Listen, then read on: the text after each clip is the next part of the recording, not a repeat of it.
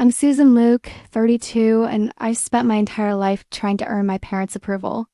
When my sister Emma announced her engagement, they didn't hesitate to write a $75,000 check for her dream wedding. But when I came out and introduced them to my fiancée Sarah, they dismissed our relationship as just a phase and refused to contribute a single dollar to our ceremony.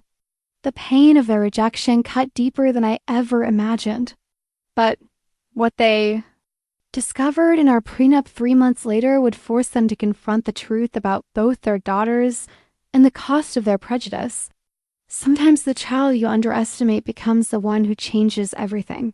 If you've ever felt unseen or betrayed by family, subscribe for more stories of healing and truth. Emma had always been the golden child. Even now, at 28, she could do no wrong in our parents' eyes. I remember finding her old report cards in Mom's keepsake box when I was helping her organize the basement last spring. Every single one was perfectly preserved in plastic sleeves, arranged chronologically like precious artifacts. Straight A's, glowing teacher comments, gold star stickers that still sparkled after all these years dot my own report cards. I never seen them displayed anywhere. Maybe they were buried somewhere in that same box, but they certainly weren't given the shrine treatment Emma's received. The pattern had been there from the beginning. Emma was the firstborn, the one who walked early, talked early, potty trained, without a single accident. I was the second child, the one who seemed to exist in her shadow.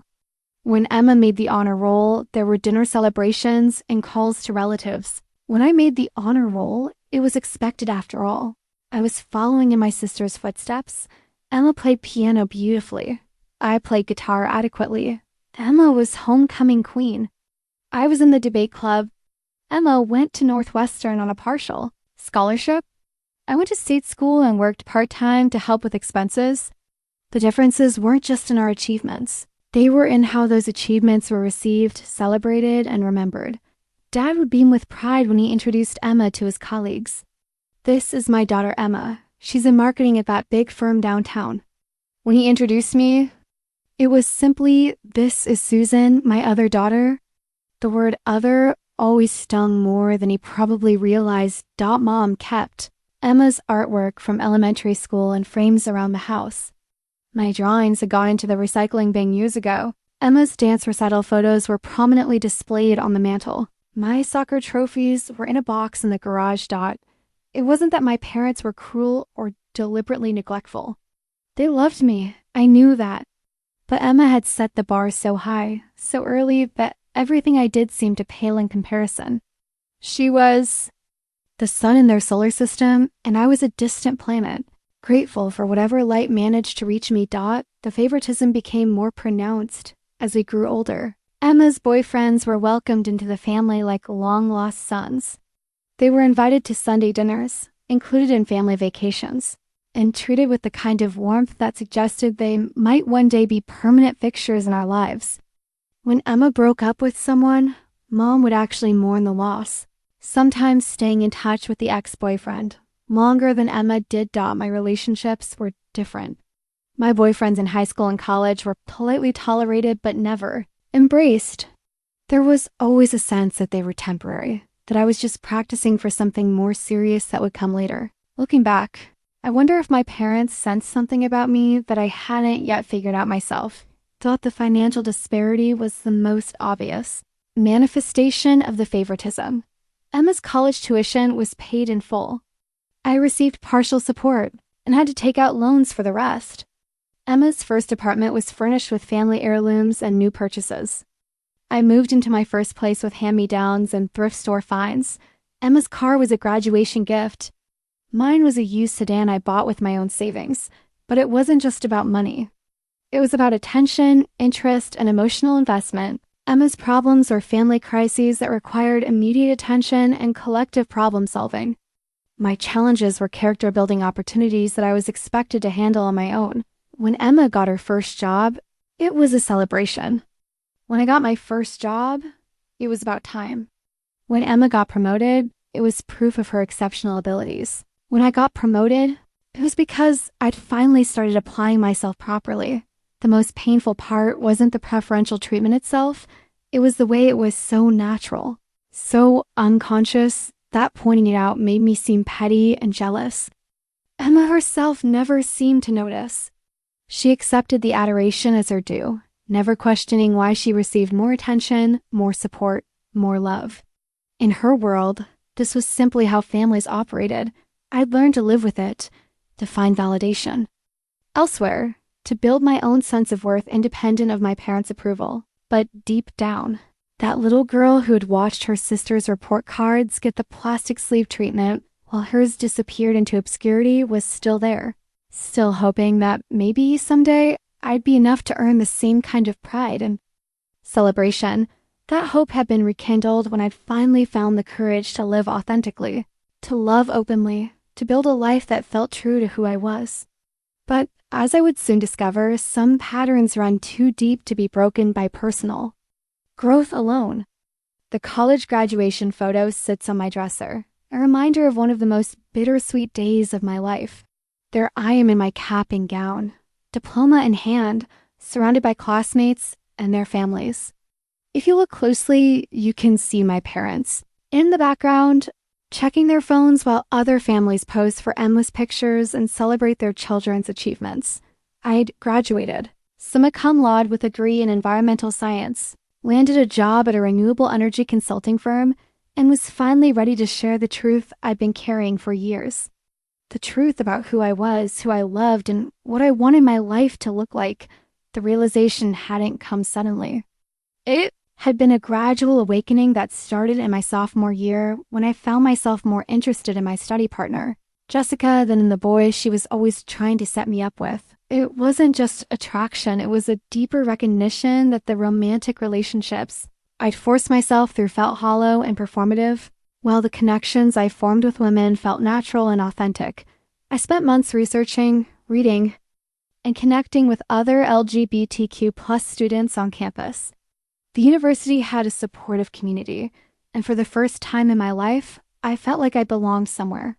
I wasn't the second-best daughter or the adequate student or the girl who tried too hard. I was simply Suzan figuring out who she was meant to be. The decision to come out to my parents felt simultaneously urgent and terrifying. I was tired of editing myself, of deflecting questions about boyfriends, of living a half-truth that left me feeling disconnected from the people who were supposed to love me most. But I also knew my parents well enough to fear their reaction. I chose to tell them during a family dinner the week after graduation. Emma was there with her boyfriend Marcus, and the conversation was flowing easily around wedding planning and career moves. It felt like the perfect moment to add my own piece of authentic news to the mix. "I have something I want to share with all of you," I said, my voice steadier than I felt. The table went quiet. Mom paused with her fork halfway to her mouth.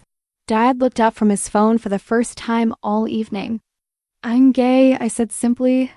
"I have been for a while, and I wanted you to know because I love you and I want to be honest about who I am." The silence that followed felt endless. Emma was the first to speak.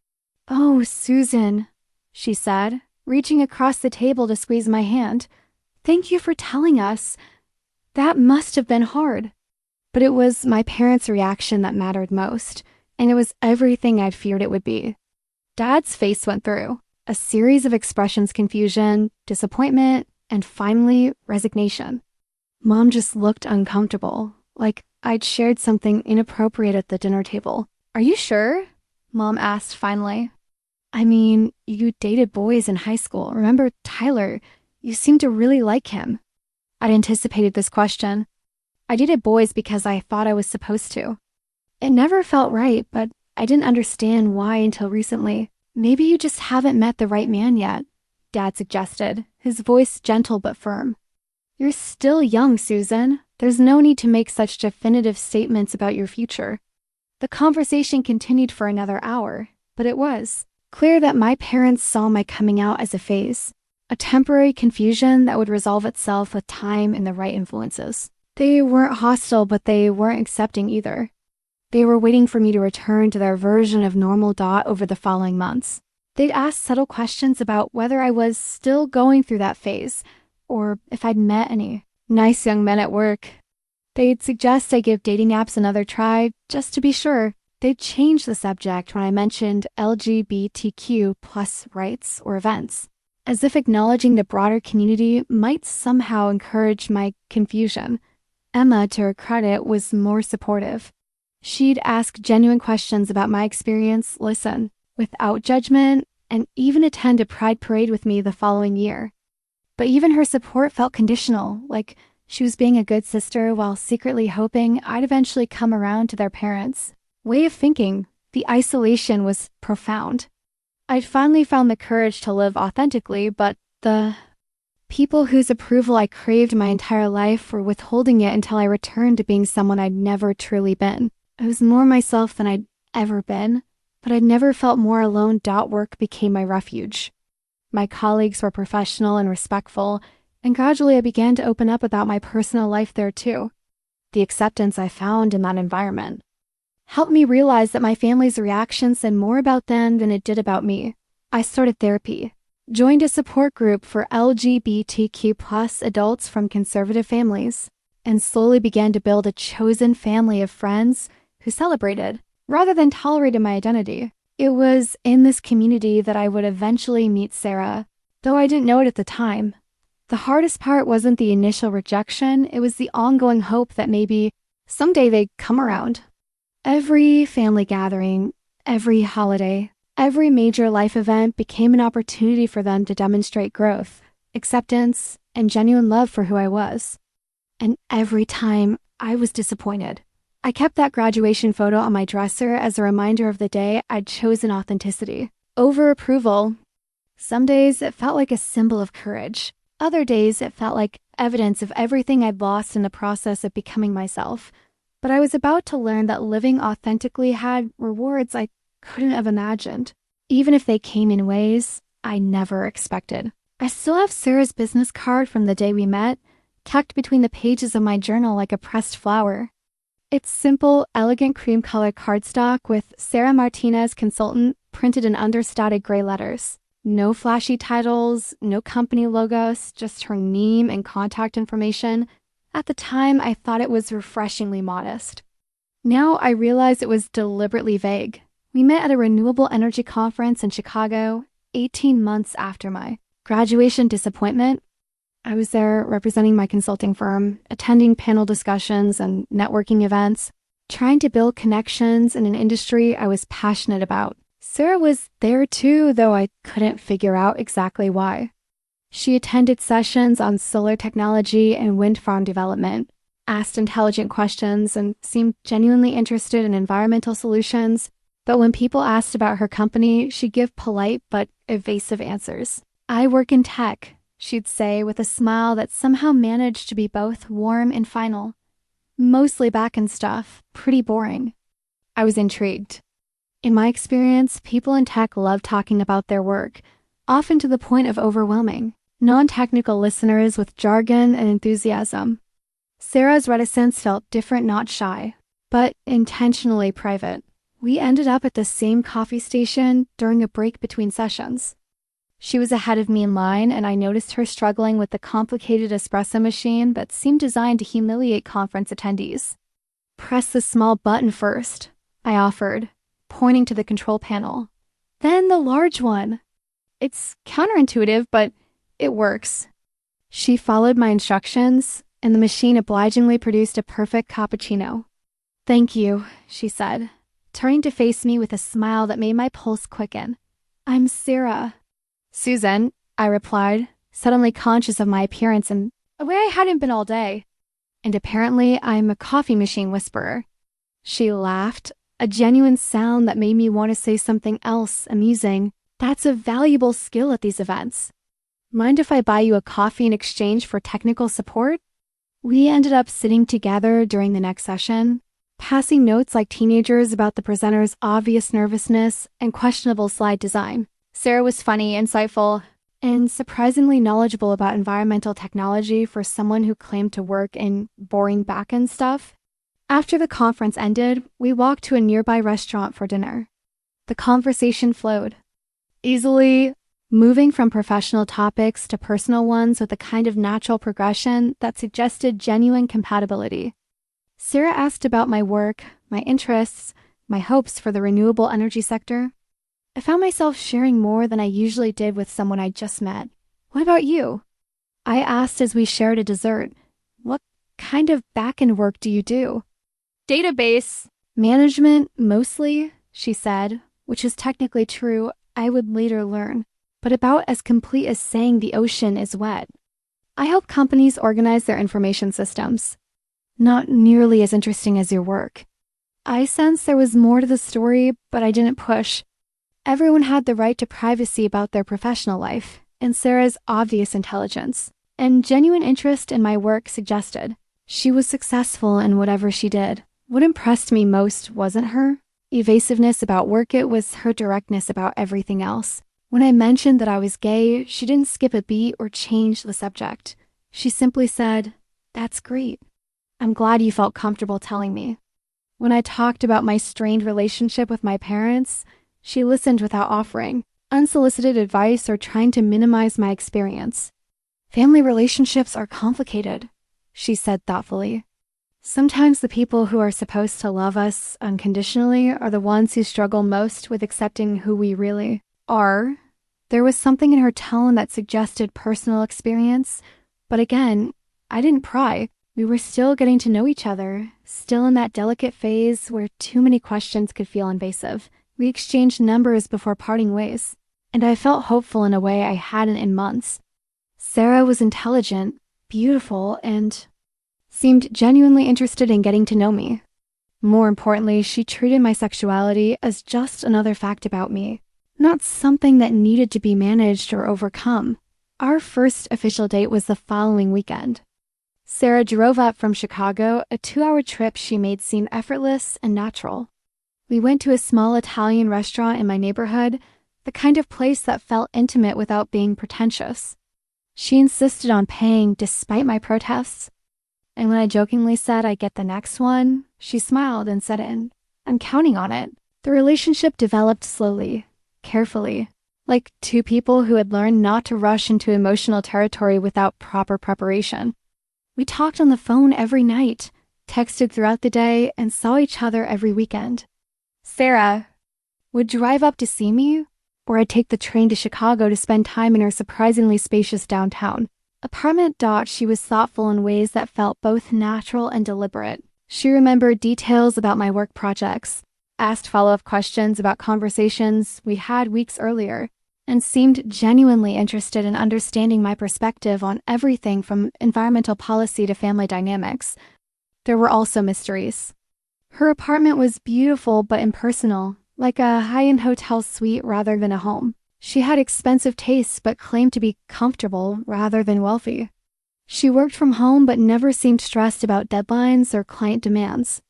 She was knowledgeable about business and technology, but vague about her specific expertise. I told myself these inconsistencies didn't matter. Everyone had the right to privacy, and Sarah's actions spoke louder than her mysterious background. She was kind, attentive, and falling in love with me at the same pace I was falling in love with her. That felt like enough. 6 months into our relationship, she suggested we take a trip together. "There's this place in Vermont," she said, "small bed and breakfast near some hiking trails. I thought we might enjoy a long weekend away from the city." It was during that trip, walking through autumn woods with leaves crunching under our feet, that I realized I was completely in love with this woman who somehow managed to be both transparent and mysterious, both present and elusive. "I love you," I told her as we sat on a fallen log, watching the sunset paint the mountains in shades of gold and crimson. "I love you too," she replied, taking my hand in hers. More than I expected to, actually. Something in her tone made me look at her more closely. "What do you mean?" She was quiet for a long moment, watching a hawk circle overhead. "I mean, I've been careful about relationships in the past. Maybe too careful. But with you, it feels different. It feels real."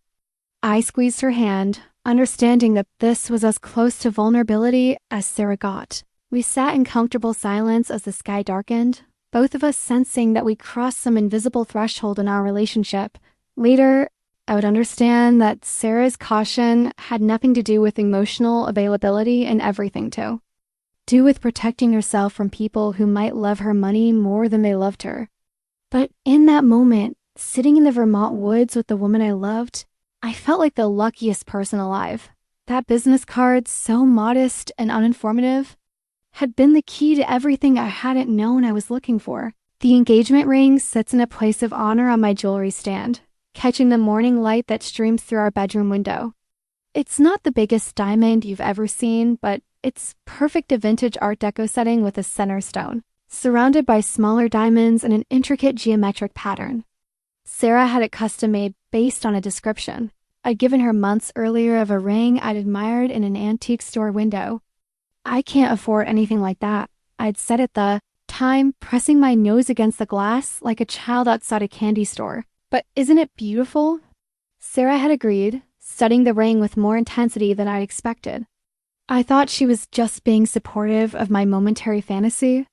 I had no idea she was memorizing every detail. The proposal came 8 months after our Vermont trip. On a perfectly ordinary Tuesday evening in February, we were cooking dinner together in my kitchen pasta with a sauce Sarah had learned from her grandmother when she suddenly turned off the burner and faced me with an expression I'd never seen before. "Susan," she said, her voice unusually formal, "I have something to ask you." My heart started racing, though I tried to convince myself it was probably about weekend plans or whether we should get a cat. But then she pulled a small velvet box from her pocket, and all rational thought disappeared. "I know we haven't been together very long," she said, dropping to one knee right there between the stove and the refrigerator, "but I also know that I want to spend the rest of my life with you. You make me want to be braver, more open, more myself than I've ever been. Will you marry me?" She opened the box, and there was the ring from the antique store window, not the original, but a perfect recreation that somehow managed to be even more beautiful than the one I'd admired. The craftsmanship was exquisite, the kind of work that suggested considerable expense and planning. "How did you—" I started to ask, but then I was crying and laughing and saying yes all at the same time. And the logistics of ring acquisition seemed far less important than the fact that this incredible woman wanted to marry me. Sarah slipped the ring onto my finger with shaking hands, and it fit perfectly. Of course it fit perfectly. Everything about Sarah was thoughtful and deliberate. From the way she remembered my coffee order to the way she listened when I talked about work stress to the way she'd apparently been planning this proposal for months. We spent the evening calling our friends and sharing the news. Sarah's friends were enthusiastic and warm, welcoming me into their circle with the kind of genuine happiness that suggested they'd been hoping for this outcome. My friends were thrilled, having watched me transform from someone who was perpetually single and slightly bitter about it to someone who was genuinely, radiantly happy. The one call I was nervous about was to my parents. I'd been building up to it all evening, practicing different ways to share the news that might minimize their disappointment. Sarah noticed my hesitation. "You don't have to call them tonight," she said gently. "We can wait until you're ready." But I wanted to call them. Despite everything, despite years of feeling like the lesser daughter, despite their reaction to my coming out, I still harbored hope that maybe this time would be different. Maybe seeing me this happy, this loved, this committed to building a life with someone wonderful would help them understand that my sexuality wasn't a phase or a rebellion. It was simply part of who I was. I called Emma first, figuring I could practice on someone who I knew would be supportive.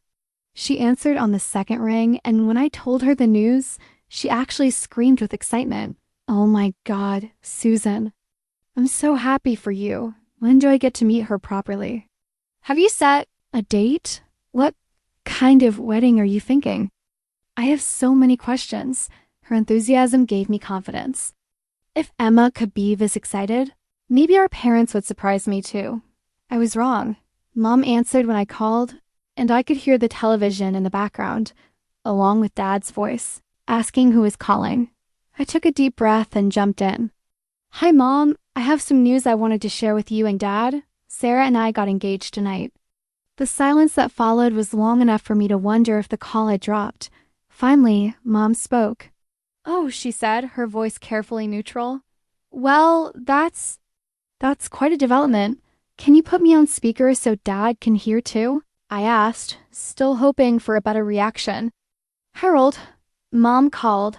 Susan has news. I repeated the announcement, and this time the silence was even longer. When Dad finally spoke, his voice carried the same careful neutrality as Mom's. Are you sure this is what you want, honey? He asked. Marriage is a big step. Maybe you should take some time to think about it. I have thought about it, I said, trying to keep the hurt out of my voice. I love Sarah, and she loves me. We want to build a life together. But you've only been together, 8 months? Mom interjected. That's not very long to make such a big decision. The irony wasn't lost on me. Emma had gotten engaged to Marcus after 6 months of dating, and our parents had thrown them an engagement party and immediately started planning the wedding. But apparently, 8 months wasn't long enough when it came to my relationship. No, it's relatively quick, I said. But when you know, you know? Sweetheart, Dad said, and I could hear him choosing his words carefully. We just want you to be happy. But we also want you to be realistic about what you're committing to. This isn't just about having a ceremony, it's about legal obligations, financial responsibilities, all sorts of complications that maybe you haven't considered. The conversation continued for another few minutes, but it was clear that my parents viewed my engagement as a mistake rather than a celebration. They weren't cruel about it, but they weren't supportive either. They were treating it like a decision made by someone too young and naive to understand the consequences, despite the fact that I was 30 years old and had been financially independent. For nearly a decade, after I hung up, Sarah found me sitting on the couch, staring at my beautiful ring and fighting back tears. That didn't go well, she observed, sitting down beside me. They think I'm making a mistake, I said. They think? We're rushing into something I'll regret. Sarah was quiet for a moment, and when she spoke, her voice was thoughtful rather than angry. They're scared, she said. Not of me specifically, but of what I represent. I'm evidence that your sexuality isn't something you're going to grow out of, and that's hard for them to accept. I just wanted them to be happy for me, I said, leaning against her shoulder. Just once, I wanted them to celebrate something in my life, instead of treating it like a problem to be solved. I know, Sarah said, stroking my hair. And I'm sorry. They can't see how wonderful this is, but their reaction doesn't change how I feel about you or how you feel about me, or the fact that we're going to have an amazing life together. She was right, of course. My parents' disappointment couldn't diminish the joy of being engaged to someone I loved completely. But it still hurt. It still felt like another reminder that in their eyes, I would always be the daughter who made questionable choices, while Emma would always be the one who did everything right. That night, as we lay in bed planning our future, Sarah asked if I wanted to have a big wedding or something more intimate. I've always imagined something small. I said close friends, beautiful location, personal vows. Nothing too elaborate. That sounds perfect, she agreed. Though, I should warn you, I might want to spend a little more than usual on some details. I want this to be special for you. At the time, I thought she was talking about splurging on flowers or a nice photographer. I had no idea she was referring to the kind of budget that most people associate with celebrity weddings, but that was still months away from being revealed. For now, I was simply a woman in love, wearing a perfect ring, planning a life with someone who saw me as worth celebrating. It felt like more than enough. Emma's wedding budget spreadsheet arrived in my email 3 weeks after my engagement call with our parents, attached to a message that read, "Thought you might want to see what Mom and Dad are helping us with. Maybe it'll give you ideas for your own planning." Zoxo, I opened the attachment with curiosity that quickly turned to shock. The Excel document was meticulously detailed, with color-coded categories and formulas that calculated totals automatically. Every line item was accounted for, from the $15,000 floral budget to the $8,000 photographer, to the $12,000 dress allowance. At the bottom, in bold letters, was the total contribution from Mom and Dad Luke. $75,000. $75,000. more than I made in a year after taxes, more than the down payment on my modest house, more than I'd ever imagined spending on a single event, let alone a single day. I scrolled through the spreadsheet again, trying to process the sheer scale of what my parents were funding. The venue alone cost $25,000, a historic mansion with gardens and a ballroom that could accommodate 200 guests. The catering was $18,000 for a plated dinner with multiple courses and premium bar service. Even the linens and chair covers had a dedicated budget of $3,500. The transportation section included a line item for a vintage Rolls-Royce to take Emma and Marcus from the church to the reception. The entertainment budget covered a 12-piece band for the ceremony and reception, plus a DJ for the after-party. There was even a $2,000 allocation for wedding weekend activities. That apparently included a welcome dinner for out-of-town guests and a post-wedding brunch. I found myself calculating how long it would have taken me to save $75,000. At my current savings rate, assuming no emergencies or major expenses, it would take me nearly 6 years to accumulate that much money. And my parents had written a check for that amount without apparent hesitation, as casually as they might fund a family vacation. The most painful part wasn't the money itself. It was what the money represented. Every line item in that spreadsheet was evidence of enthusiasm, investment, and pride. My parents weren't just funding Emma's wedding. They were orchestrating it, researching vendors, attending tastings, and participating in every decision with the kind of engaged excitement that suggested they viewed this as one of the most important events of their lives. I thought about my own engagement announcement and the careful neutrality in their voices. I thought about their concerns about rushing into marriage and their questions about whether I was sure this was what I wanted. And then I looked at this spreadsheet, which represented months of planning and preparation that had begun immediately after Emma's announcement. The timeline didn't add up. Emma had gotten engaged in December, just 2 months before my own engagement, but based on the detail in this budget and the deposits that were already marked as paid, my parents had been actively planning and funding her wedding since practically the moment Marcus had proposed. No concerns about rushing into marriage. No questions about whether she was sure. No suggestions that they take more time to think about such a big decision. I called Emma, ostensibly to congratulate her on the wedding plans, but really to understand how this had all come together so quickly. "Oh my gosh, isn't it exciting?" she said, her voice bubbling with enthusiasm. "Mom has been amazing. She's basically turned wedding planning into a full-time job. We've already been to 3 cake tastings and we're seeing flowers tomorrow. She says she wants this to be the wedding I've always dreamed of." "It's certainly comprehensive," I said, still staring at the spreadsheet. "Mom and Dad are being incredibly generous." "They are," Emma agreed. "I know it's a lot of money, but Dad said I'm his first daughter to get married, and he wants to do it right. He actually said he's been saving for this day since I was born. Since she was born. Not since I was born, since Emma was born." The distinction felt significant, though. I tried to tell myself I was reading too much into a casual comment. "Have you set a date?" I asked. "June 15th, Emma said. "I know it's only 5 months away, but Mom says we can make it work if we stay organized. She's already called in favors with some vendors she knows from her charity work." 5 months. Emma was planning a $75,000 wedding in 5 months, with our mother's full support and participation. Meanwhile, I've been engaged for 3 weeks and hadn't received a single call asking about my plans or offering help with anything. "What about you?" Emma asked. "Have you and Sarah started planning anything yet?" "We're taking our time," I said, which was true but not complete. The truth was that I'd been hesitant to start planning anything concrete because I wasn't sure whether my parents would want to be involved, and I didn't want to set myself up for another disappointment. "Well, when you're ready, I'm sure Mom would love to help," Emma said. "She's gotten really good at this wedding stuff." After we hung up, I sat with the spreadsheet open on my laptop, trying to reconcile the generosity it represented with the reception my own engagement had received. I wondered if my parents had a similar budget in mind for my wedding, or if Emma was receiving special treatment because she was the first to get married, or because her wedding represented the kind of traditional milestone they could understand and celebrate. I decided to find out.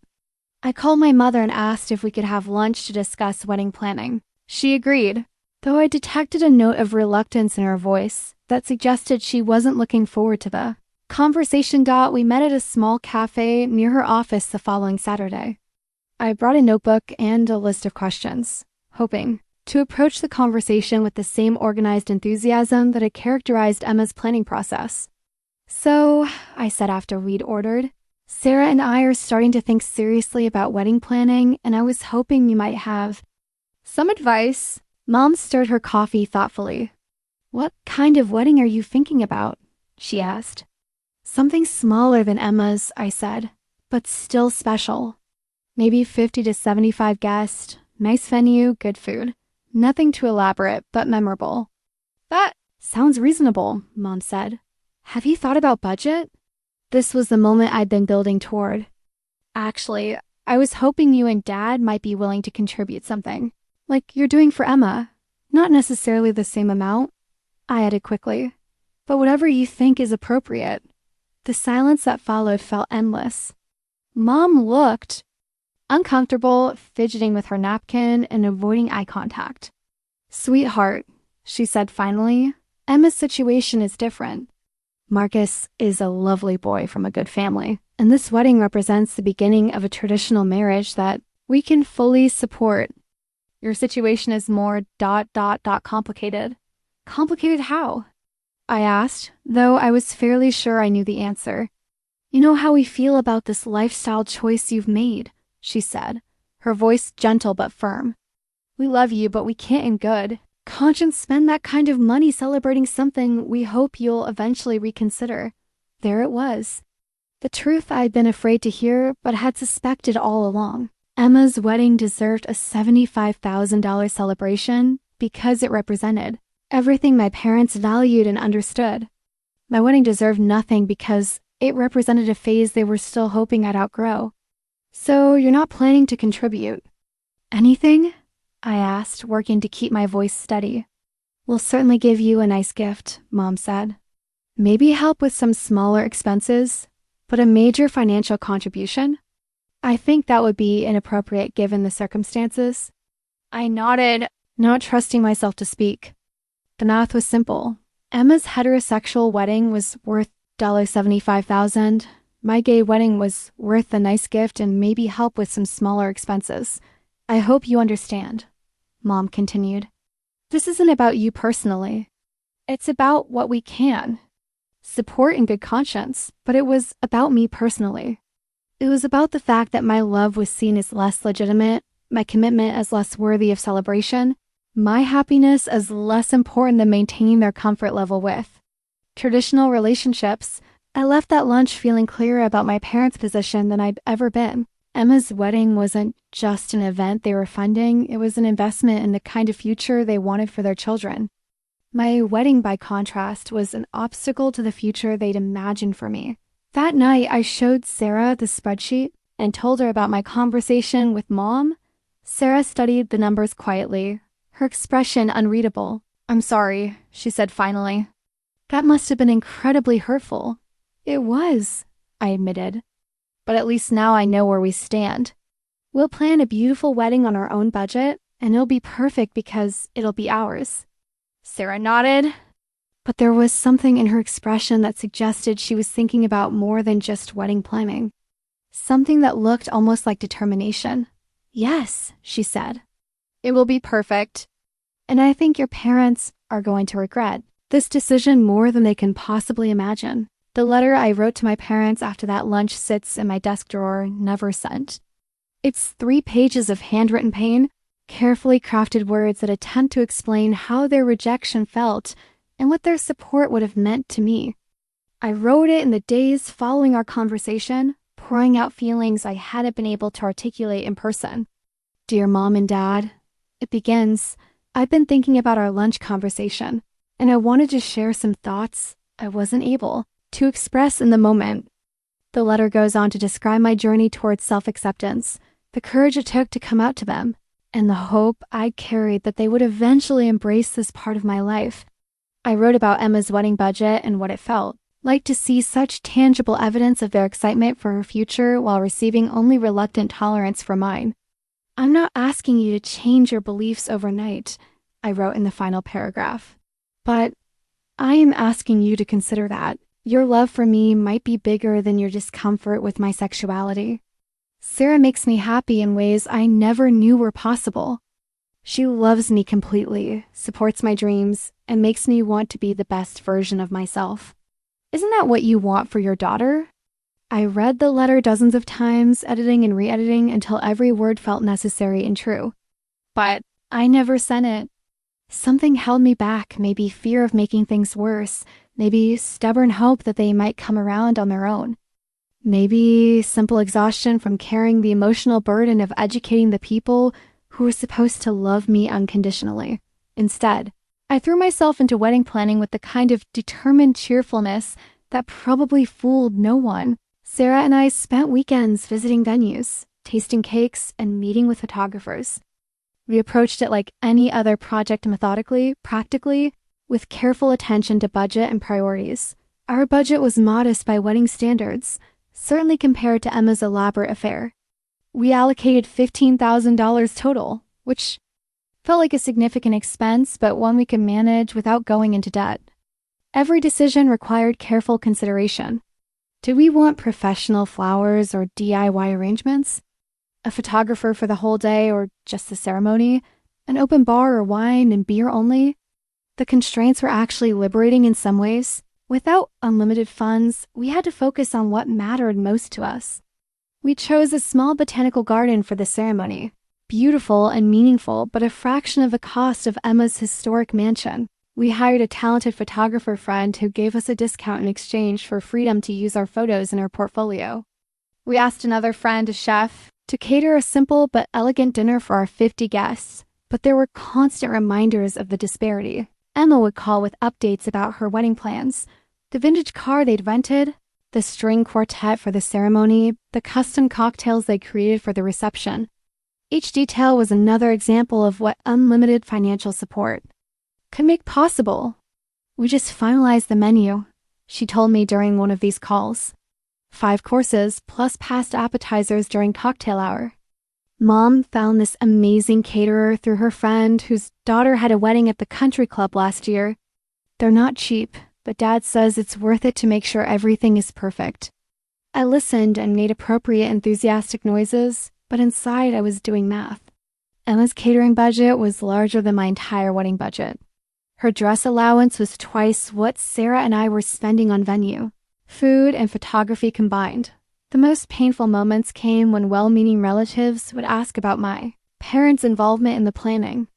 At family gatherings, aunts and cousins would naturally assume that both daughters were receiving similar support. Your mother must be so excited.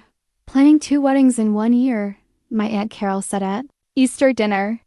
She was telling me all about Emma's reception venue. It sounds spectacular. What did you 2 decide on for your celebration? I learned to deflect these questions with vague responses about wanting something more intimate, something that reflected our personalities, something low-key and personal. I became skilled at making our budget constraints sound like deliberate choices rather than financial limitations, but the real blow came when my father called me directly, 3 months before our planned wedding date. It was unusual for him to call without Mom, and I could tell from his tone that this wasn't a casual check-in.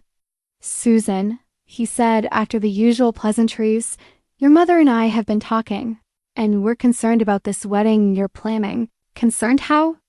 I asked, though I had a sinking feeling about where this conversation was headed. "We're worried that you're making a permanent decision based on temporary feelings," he said.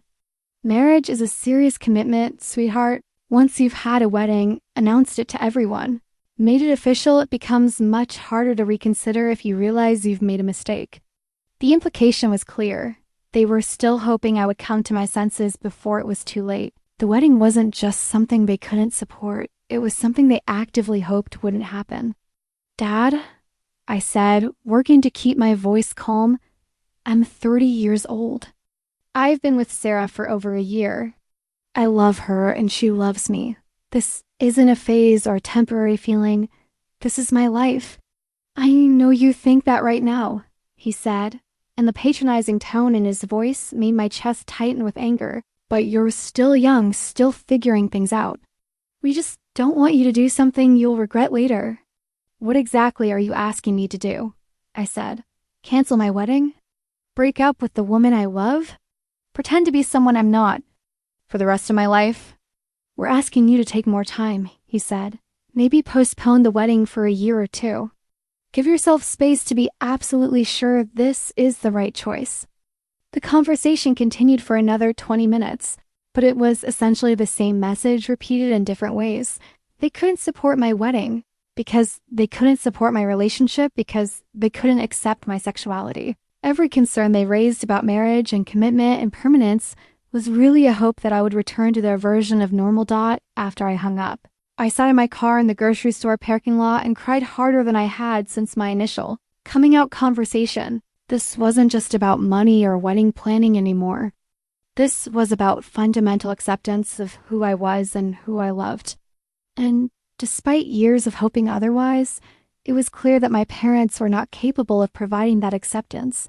When I got home, Sarah took one look at my face and wrapped me in a hug without asking questions. I told her about the conversation, about my father's request to postpone the wedding, about the clear message that they would prefer I not marry her at all. I'm so sorry, she said, stroking my hair as I cried against her shoulder. They're missing out on something beautiful because they're too afraid to open their hearts. I just wanted them to be happy for me, I said, the same refrain I'd been repeating for months. I wanted them to see how much you mean to me and be grateful that I found someone who loves me this much. I know, Sarah said, and someday they're going to realize what they've lost. But right now we have a wedding to plan, and it's going to be perfect because it's going to be ours. That night, I took the letter I'd written from my desk drawer and read it one more time. Then I tore it into small pieces and threw it away. There was no point in sending it now. My parents had made their position clear, and no amount of explanation or pleading was going to change their minds. Instead, I focused on the people who were excited about our wedding, Sarah's family, who had embraced me completely. Our friends, who were genuinely thrilled about our happiness. And my chosen family of LGBTQ friends, who understood the significance of finding love and claiming it publicly. The rejection hurt, but it also clarified something important. I was done seeking approval from people who were determined to withhold it. Sarah and I were building a life together, and we were going to celebrate it with people who understood its value. I had no idea that within a few months, that rejection would transform into desperate attempts at reconciliation. But the damage of this moment, the clear message that my love was seen as a mistake they hoped I would correct, would shape how I responded to their eventual change of heart. The photo collection Sarah showed me that night is still one of my most treasured possessions, not because the images themselves are particularly special, but because of what they represented in that moment of pain. Sarah had pulled out her laptop and opened a folder labeled Family, revealing dozens of photos that told the story of the Martinez family's approach to love and acceptance. This is my cousin Miguel and his husband David at their wedding last year, she said, showing me a picture of two men in elegant suits, surrounded by what appeared to be 3 generations of family members. And this is my Aunt Rosa with her wife Carmen. They've been together for 20 years. And my grandmother still asks Carmen for her tamale recipe every Christmas. She clicked through photo after photo. Family barbecues where same-sex couples were seamlessly integrated into group shots. Holiday celebrations where children called multiple women aunt without confusion. Graduation parties where rainbow flags hung alongside traditional decorations. This is what family should look like, Sarah said softly. People who love you showing up for your important moments, regardless of who you're sharing those moments with. The contrast with my own family photos was stark. In the Martinez family albums, love looked the same regardless of gender combinations. Children were celebrated, relationships were honored, and milestones were marked with equal enthusiasm whether they involved traditional couples or not. How long has your family been this accepting? I asked, studying a photo of what appeared to be a family reunion with at least 40 people. Several same-sex couples clearly visible and obviously comfortable. Forever, as far as I can remember, Sarah said. My grandmother always said that. Love is love, and the only thing that matters is whether people treat each other with kindness and respect. When I came out in high school, her response was to ask if I needed help asking someone to prom. The casual way she said it made my chest ache with longing. I tried to imagine my own grandmother responding that way, my own parents viewing my sexuality as just another aspect of who I was, rather than a problem to be solved. You're lucky, I said, and immediately felt guilty for sounding envious of her family's health when she was trying to comfort me. I know I am, Sarah said, and I also know that not everyone gets the family they deserve. That's why we build our own families, the people who show up for us, who celebrate our happiness, who choose to love us completely. She closed the laptop and pulled me closer on the couch. Your parents are making a choice right now, she continued. They're choosing their discomfort over your happiness, their beliefs over their relationship with you. That choice says everything about them and nothing about your worth. But they're my parents, I said, voicing the conflict that had been tearing at me for months. They're supposed to love me unconditionally. They're supposed to want me to be happy. They are supposed to, Sarah agreed. And the fact that they're not living up to that responsibility is their failure, not yours.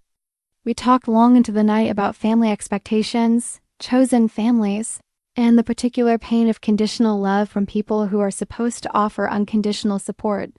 Sarah shared stories about friends who had been rejected by their families and how they'd rebuilt their lives around people who valued them fully. The thing is, she said as we were getting ready for bed, sometimes the people who reject us end up regretting it later. Sometimes they realize what they've lost and try to make amends. But by then, the damage is done. They've shown you who they are when the stakes were highest.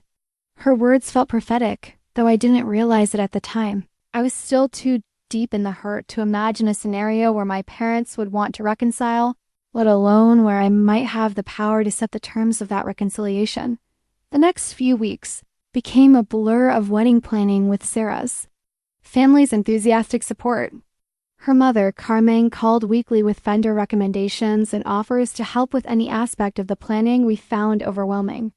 Her sister flew in from California to help with dress shopping, treating the expedition like the sacred ritual it was supposed to be. This is how it should be, Carmen said as we sat in the bridal shop, watching me try on my third dress of the day. Families should be excited about weddings, not worried about them.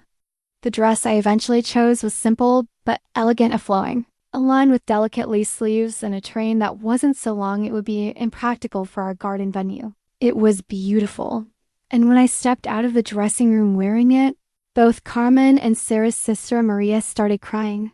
You look perfect, Maria said. Sarah is going to lose her mind when she sees you in this. The experience of shopping with Sarah's family was everything I'd hoped shopping with my own mother would be: emotional, supportive, celebratory. Carmen insisted on paying for the dress, despite my protests. You're going to be my daughter soon, she said firmly. Let me do this for you, I cried in the car afterward, overwhelmed by both gratitude for the Martinez family's generosity and grief for what I was missing from my own parents. Sarah found me in the parking lot, still sitting in my car with tears streaming down my face. Good. Tears or bad tears? She asked, sliding into the passenger seat. Both, I said. Your family is amazing, and I'm so grateful for them.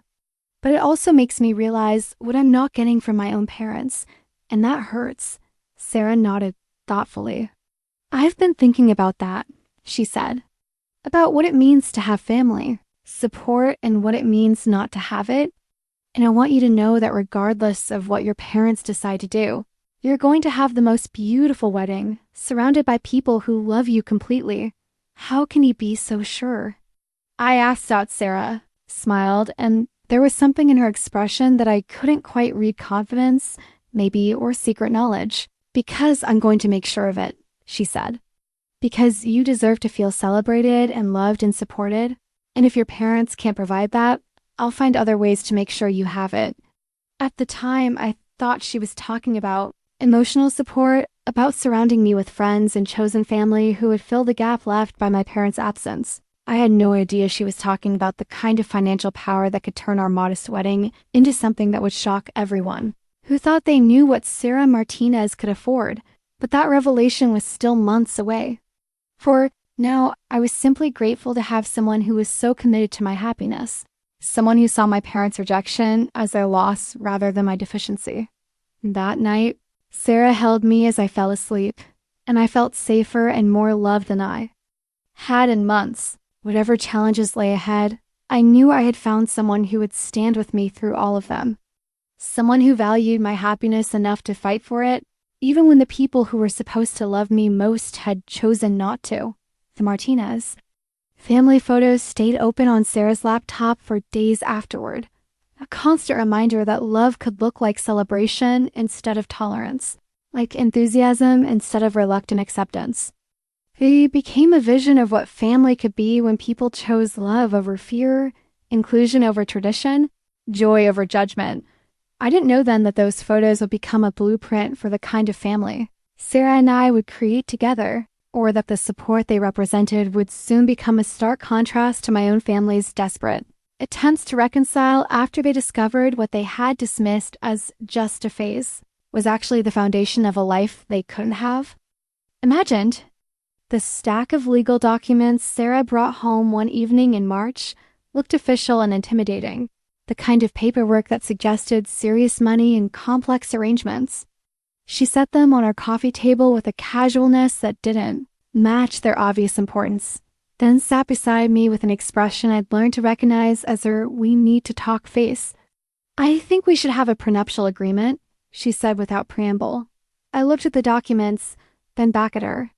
"A prenup? Sarah, we both work regular jobs.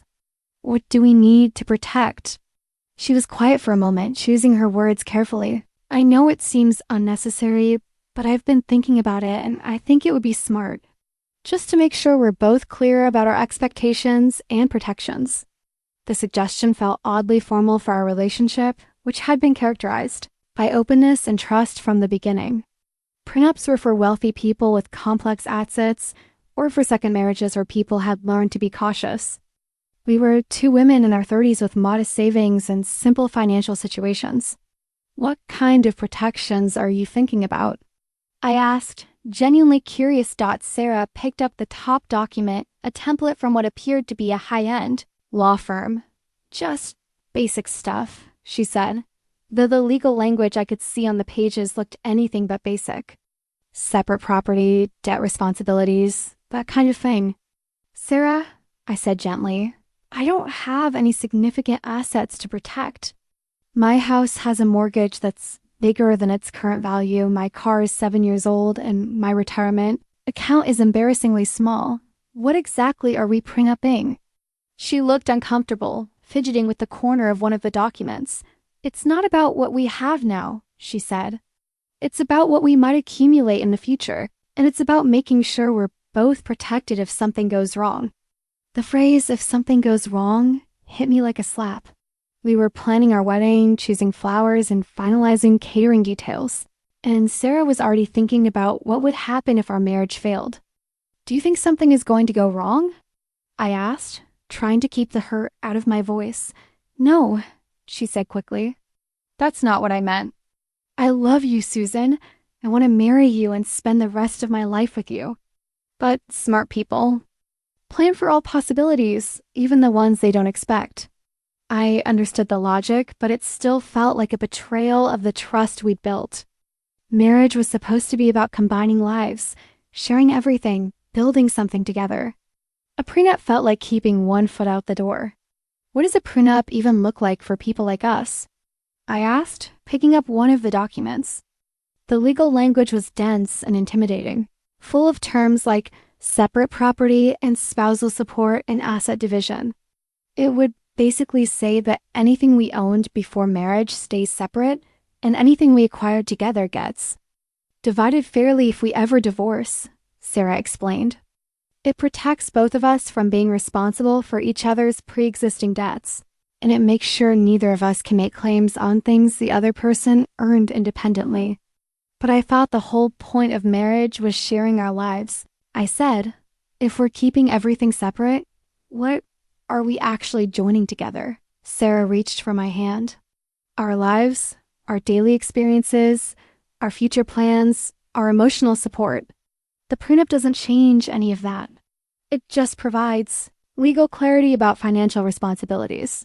I spent the next hour reading through the template documents, trying to understand the implications of what Sarah was proposing. The language was complex, but the basic structure seemed straightforward. We would each keep whatever we brought into the marriage, share expenses during the marriage, and divide any jointly acquired assets if the marriage ended. But there were clauses that confused me. References to business interests and investment portfolios and intellectual property. Terms that seemed far too sophisticated for our simple financial situation. Sarah, I said, pointing to a section about business ownership, why does this prenup template include stuff about companies and investments? Are you planning to start a business? She glanced at the section I was indicating and shrugged. It's just a comprehensive template, she said. The lawyer said it's better to include everything, even if it doesn't apply to us right now. What lawyer? I asked. I didn't remember her mentioning consulting with an attorney. I had a consultation last week, she said, just to understand our options. The lawyer said prenups are becoming more common, even for people without significant assets. The fact that she'd met with a lawyer without telling me felt like another small betrayal. We'd been making all our wedding decisions together, but apparently she'd been making legal decisions independently. I wish she'd talked to me before meeting with a lawyer, I said. This feels like something we should have discussed together. You're right, Sarah said, and she looked genuinely apologetic. I should have mentioned it. I was just trying to get information before bringing it up so I could answer your questions properly. We talked for another 2 hours about the practical and emotional implications of a prenup. Sarah was patient with my concerns, addressing each worry individually and explaining her reasoning for wanting legal protection. It's not that I don't trust you, she said. It's that I've seen what happens when couples break up without clear agreements. Even good people can become vindictive when they're hurt and angry. A prenup removes the temptation to use financial leverage as a weapon. Have you been through a bad breakup? I asked. Sarah had mentioned previous relationships, but never in detail. Not exactly, she said. But I've watched friends go through messy divorces, and I've seen how quickly love can turn into spite when money gets involved. Her concern felt abstract to me. We barely had any money to fight over, and the idea that we might someday hate each other enough to weaponize our modest assets seemed impossible to imagine. But Sarah was persistent, returning to the topic over the following weeks with additional arguments and examples. She showed me articles about divorce statistics, stories of couples who had remained friends because they'd had clear financial agreements, and testimonials from lawyers who recommended prenups for all couples regardless of wealth. It's like insurance, she said during one of these conversations. You hope you'll never need it, that you'll be grateful to have it if something unexpected happens. Eventually, I agreed to move forward with the prenup process, though more to ease Sarah's concerns than because I was convinced of its necessity. If it made her feel more secure about our marriage, I could live with the legal formalities. But I want to be involved in all the meetings with the lawyer, I said. No more consultations without me. Of course, Sarah agreed. We'll do everything together from now on. The relief in her voice was so pronounced that I wondered if there was something about her financial situation that I didn't understand. Something that made legal protection more important for her than it was for me. But those suspicions remained vague and unformed. I attributed her caution to personality differences. She was more careful and forward-thinking than I was, more inclined to plan for worst-case scenarios. I had no idea that the prenup she was proposing was designed to protect assets I didn't know existed, or that the comprehensive template she'd shown me was specifically crafted for high net worth individuals with complex financial portfolios. The truth about what Sarah was actually protecting would come later, during meetings with lawyers who specialized in cases where one partner had significantly more to lose than the other.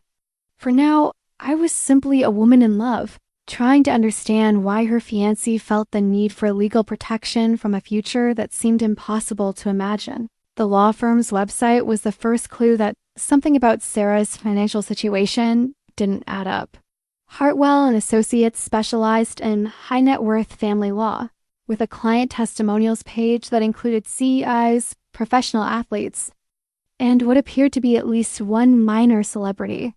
Their office was in the most expensive district downtown, occupying 3 floors of a glass tower that screamed exclusivity and premium billing rates. "Are you sure this is the right law firm?" I asked Sarah as we sat in my car outside the building, both of us staring up at the intimidating facade. "This looks like the kind of place that charges more per hour than I make in a week." "The consultation is free," Sarah said, but she was avoiding eye contact in a way that suggested she was as nervous as I was. "And they specialize in prenups." I thought it would be smart to get advice from experts. The lobby was all marble and modern art, with a reception desk that looked like it had been carved from a single piece of exotic wood. The receptionist was impeccably dressed and spoke in the kind of hushed, reverent tones usually reserved for luxury hotels or funeral homes. "Ms. Martinez and Ms. Luke," she said, consulting her computer screen. "Mr. Hartwell is ready for you. Please follow me." We rode the elevator to the 10th floor in silence, both of us clearly intimidated by the surroundings. The hallway was lined with framed articles about the firm's high-profile cases and awards for excellence in family law. Everything about the place suggested that their typical clients had assets worth protecting in the millions, not the thousands. Richard Hartwell was exactly what I'd expected from the website photo, silver-haired.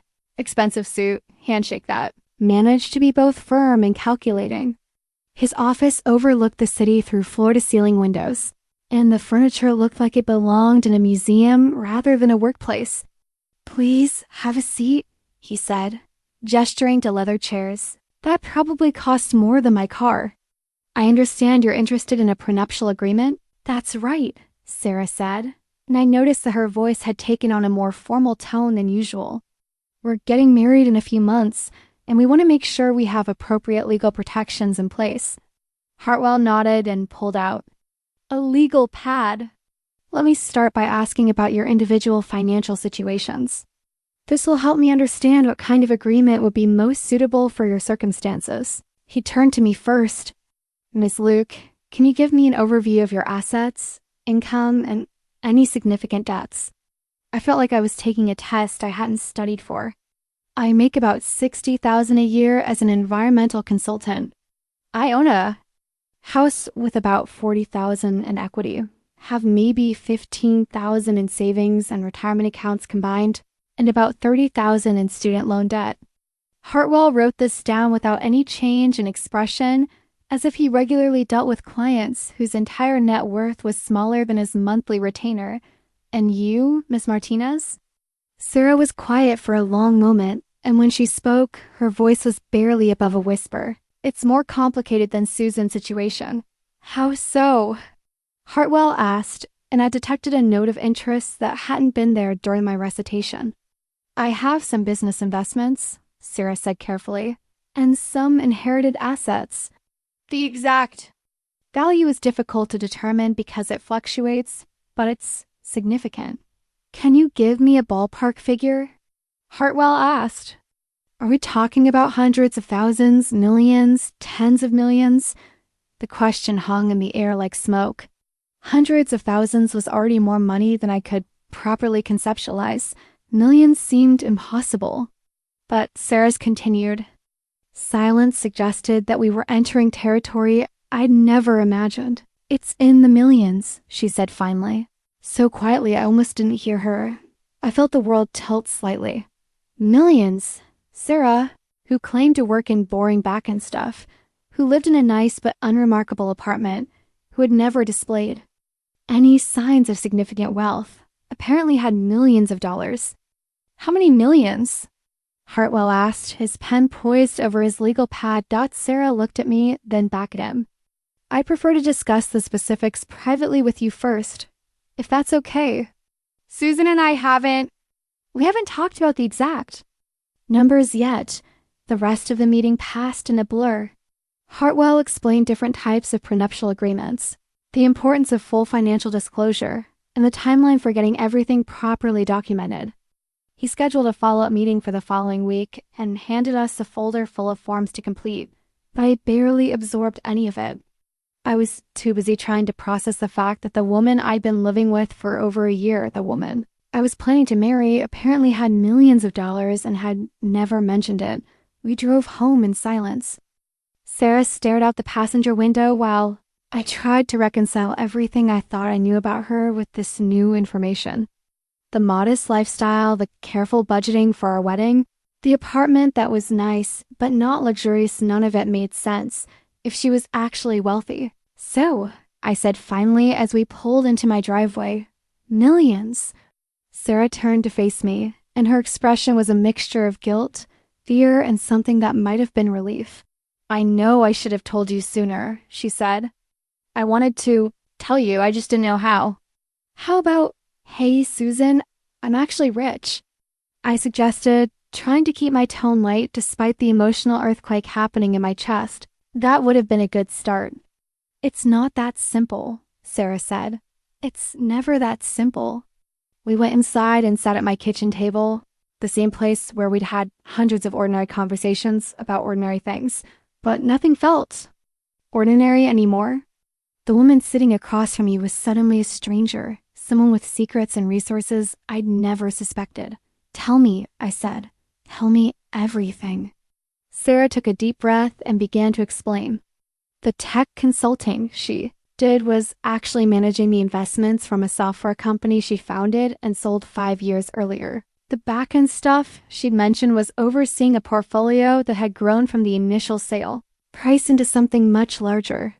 The careful privacy about her work wasn't modesty, it was protection. How much money are we talking about? I asked. About 12 million, she said, and the number hit me like a physical blow. Maybe a little more depending on market conditions. $12 million. $12 million, and she'd been watching me stress about our $15,000 wedding budget, $12 million, and she'd let me pay for dinners and movies and weekend trips without ever offering to cover expenses that were insignificant compared to her wealth. Why didn't you tell me? I asked, and I could hear the hurt in my own voice. Because I've learned to be careful, she said. I've been in relationships where people changed when they found out about the money, where suddenly everything became about what I could buy or provide instead of who I was as a person. So you decided to lie to me instead? I didn't lie, she said, though her tone suggested she knew that was a technicality. I just didn't tell you everything. We talked until 3 a.m, and by the end of the conversation, I understood more about Sarah's caution and the reasons for her secrecy. But I also felt like I'd been living in a relationship with an incomplete person, someone who had shared her emotions but hidden a fundamental aspect of her life. The prenup suddenly made perfect sense. Sarah wasn't protecting modest assets from an uncertain future. She was protecting millions of dollars from someone she apparently didn't trust completely. And that someone was me. The investment portfolio Sarah showed me the next morning was like reading a foreign language written in numbers that didn't seem real. Spreadsheets full of stock symbols, mutual funds, real estate investments, and something called private equity, positions that apparently meant she owned pieces of companies I'd never heard of. Each line item represented more money than I'd ever seen in one place. This is what you've been managing when you said you were working from home? I asked, scrolling through page after page of financial data on her laptop. Part of it, Sarah said, sitting beside me on the couch with a coffee mug that suddenly looked absurdly ordinary given the context. I have a financial advisor who handles most of the day-to-day stuff, but I review everything and make the major decisions. The numbers were staggering. A technology stock, position worth $800,000. A mutual fund account with $1.2 million, real estate investments in 3 different cities totaling $2.3 million. And those were just the items I could understand. The private equity and venture capital investments were listed with names like Series B preferred and convertible note, terms that meant nothing to me but apparently represented millions more. Sarah, I said, staring at a line item that showed a quarterly dividend payment of $47,000. This is more money than most people see in their entire lives. I know, she said quietly. That's why I've been so careful about who I tell. I thought about all the times I'd insisted on splitting dinner checks, all the conversations we'd had about wedding budgets, and whether we could afford certain vendors. Meanwhile, Sarah had been earning more in investment returns each month than I made in salary. You let me pay for things, I said, the realization hitting me like a slap. You sat there and watched me stress about whether we could afford a decent photographer, and you have enough money to buy the photography studio. I offered to pay for things, Sarah said defensively. Remember when I wanted to upgrade our honeymoon plans? Or when I suggested we look at more expensive venues? You're the one who insisted on keeping everything modest.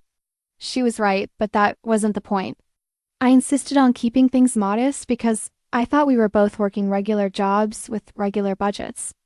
If I'd known you were worth $12 million, I would have had a very different conversation about what we could afford. And that's exactly why I didn't tell you, Sarah said, her voice rising slightly. Because suddenly everything becomes about the money instead of about us. We were both quiet for a moment, the weight of this revelation settling between us, like a physical presence. I continued scrolling through the portfolio, trying to process the scope of what Sarah had been hiding. Tell me about the company, I said finally. The one you sold. Sarah closed her laptop and leaned back against the couch. Cushions.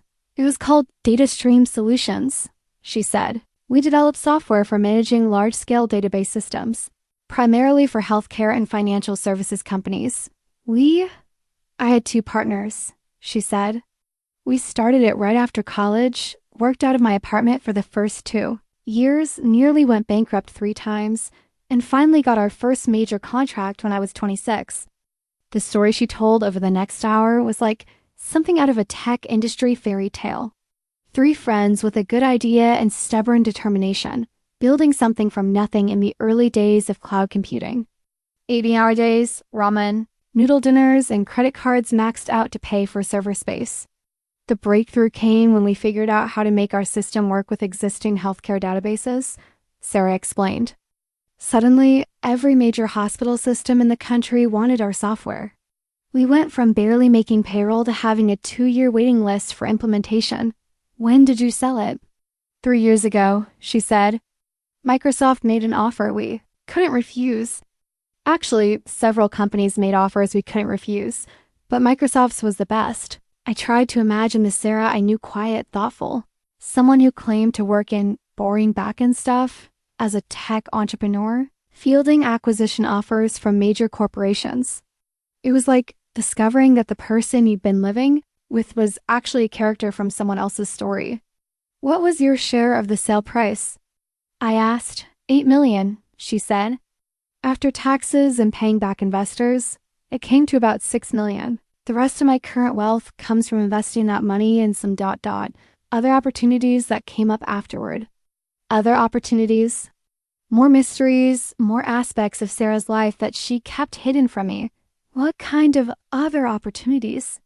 Sarah hesitated. When you sell a successful company, people want to invest in your next ventures.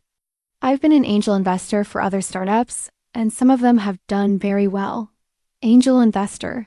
Another term that belonged to a world I'd never inhabited, a world where people had enough money to fund other people's dreams and potentially multiply their wealth in the process. So you're not just rich, I said slowly. You're actively getting richer. The money manages itself at this point, Sarah said.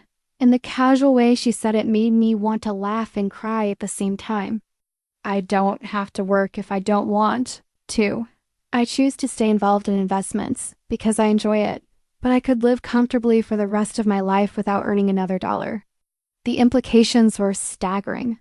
While I was worrying about student loan payments and saving, for retirement, Sarah was living with the kind of financial security that most people could only dream about, while I was calculating whether we could afford to invite 10 more people to our wedding. Sarah could have funded a celebration for hundreds without affecting her lifestyle. Why the modest apartment? I asked. Why the used car? Why live like You're just getting by when you could afford anything you want? Because I learned that displaying wealth attracts the wrong kind of attention, Sarah said. When people know you have money, they see you differently. They want things from you. They make assumptions about who you are and what you owe them. Is that what you think I'm doing now? I asked. Seeing you differently? Sarah was quiet for a long moment. Are you? She said finally, and she was right. I was seeing her differently. The woman I'd fallen in love with had been someone I thought I understood, someone whose life seemed compatible with mine. This new Sarah, wealthy, powerful, moving in circles, I never imagined felt like a stranger wearing a familiar face. I need some time to process this, I said, closing the laptop. Of course, Sarah said. I know it's a lot, but as I sat there trying to reconcile the Sarah, I knew what the Sarah she'd revealed herself to be. One thought kept returning. If she had this much money, why'd she watch my parents reject our wedding financially without saying a word? Why had she let me absorb that pain when she could have easily made it irrelevant? The answer to that question would reshape everything I thought I knew about our relationship and my place in Sarah's carefully constructed world. The Forbes article Sarah showed me later that week was dated 18 months earlier, just a few months before we'd met at the Renewable Energy Conference. The headline read, 35 under 35, tech entrepreneurs who sold their companies and what they're doing now. Sarah's photo was prominently featured on the second page, along with a profile that made my head spin. Sarah Martinez, 29, co-founded DataStream Solutions while still in college and sold it to Microsoft for $47 million 3 years later. The article read, now one of Chicago's most active angel investors, Martinez has backed 12 startups in the healthcare and environmental technology sectors, with 3 successful exits totaling over $200 million in returns. I read the paragraph 3 times before the numbers fully registered. $47 million for the company sale, not the $8 million Sarah had told me. $200 million in returns from other investments. And the article was 18 months old, which meant her wealth had likely grown even more since then. You lead to me, I said, looking up from the magazine. You said your share was $8 million. Sarah was sitting across from me at her kitchen table, and for the first time since I'd known her, she looked genuinely ashamed. I rounded down, she said quietly. By a lot. How much down? My actual share after taxes and paying back early. Investors was about $28 million, she said. Plus the returns from subsequent investments, plus appreciation on the portfolio. Current net worth is probably close to $40 million. $40 million. Not $12 million, not even $20 million, $40 million. The number was so large it felt abstract, like trying to contemplate the distance to another galaxy. Why did you lie about the amount? I asked. Because $12 million already seemed like too much for you to process, Sarah said. I thought if I told you the real number, you'd run. I stared at the Forbes article, at the professional photo of Sarah in a business suit I'd never seen her wear, looking confident and powerful in a way that didn't match the modest, slightly mysterious woman I'd fallen in love with. Tell me about the environmental investments, I said, pointing to a mention in the article about her focus on clean technology startups. Sarah's expression shifted to something that looked almost like relief. That's why I was at the Renewable Energy Conference where we met, she said. I wasn't there as a random attendee. I was there scouting potential investments in the solar and wind sectors. Another piece of the puzzle fell into place. Sarah's sophisticated questions during the conference sessions, her knowledge about environmental technology, her interest in my work, it hadn't been casual curiosity. It had been professional evaluation. Were you evaluating me as a potential investment? I asked, the question coming out more bitter than I'd intended. No, Sarah said quickly. That's not how it works. I invest in companies, not individuals. And besides, the moment we started talking, I stopped thinking about work entirely. She pulled out her laptop and opened a folder I hadn't seen before. But I want you to see what I've been working on, she said, because it's connected to everything you care about the screen filled with a portfolio of clean energy investments that read like a who's who of environmental innovation. Solar panel manufacturers, wind farm developers, battery technology companies, electric vehicle charging networks. Sarah had invested in dozens of companies working on solutions to climate change, and according to the spreadsheet, those investments were both profitable and impactful. "This is incredible," I said, scrolling through project descriptions and impact reports. "You're funding the future I've been trying to help create through my consulting work." "That's why I wanted to meet you initially," Sarah admitted. "I'd heard about your firm's work on renewable energy integration, and I thought there might be synergies with some of my portfolio companies." "So it was business," I said, feeling like every conversation would have needed to be reinterpreted. "It started as business," Sarah said, "but it became personal the moment you helped me with that coffee machine. Everything after that first conversation was about you, not your work." I wanted to believe her, but the revelation that our entire relationship had begun with hidden motives made it hard to trust anything she said. "Show me the rest," I said. "If we're doing full disclosure, I want to see everything." For the next 2 hours, Sarah walked me through the complete scope of her financial life. Real estate holdings in 4 cities. A venture capital fund she'd started to support women entrepreneurs. A philanthropic foundation focused on environmental causes. Investment stakes in companies whose names I recognized from tech news headlines. The scale was overwhelming, but what struck me most was how thoughtfully everything was organized. This wasn't someone who had stumbled into wealth and didn't know what to do with it.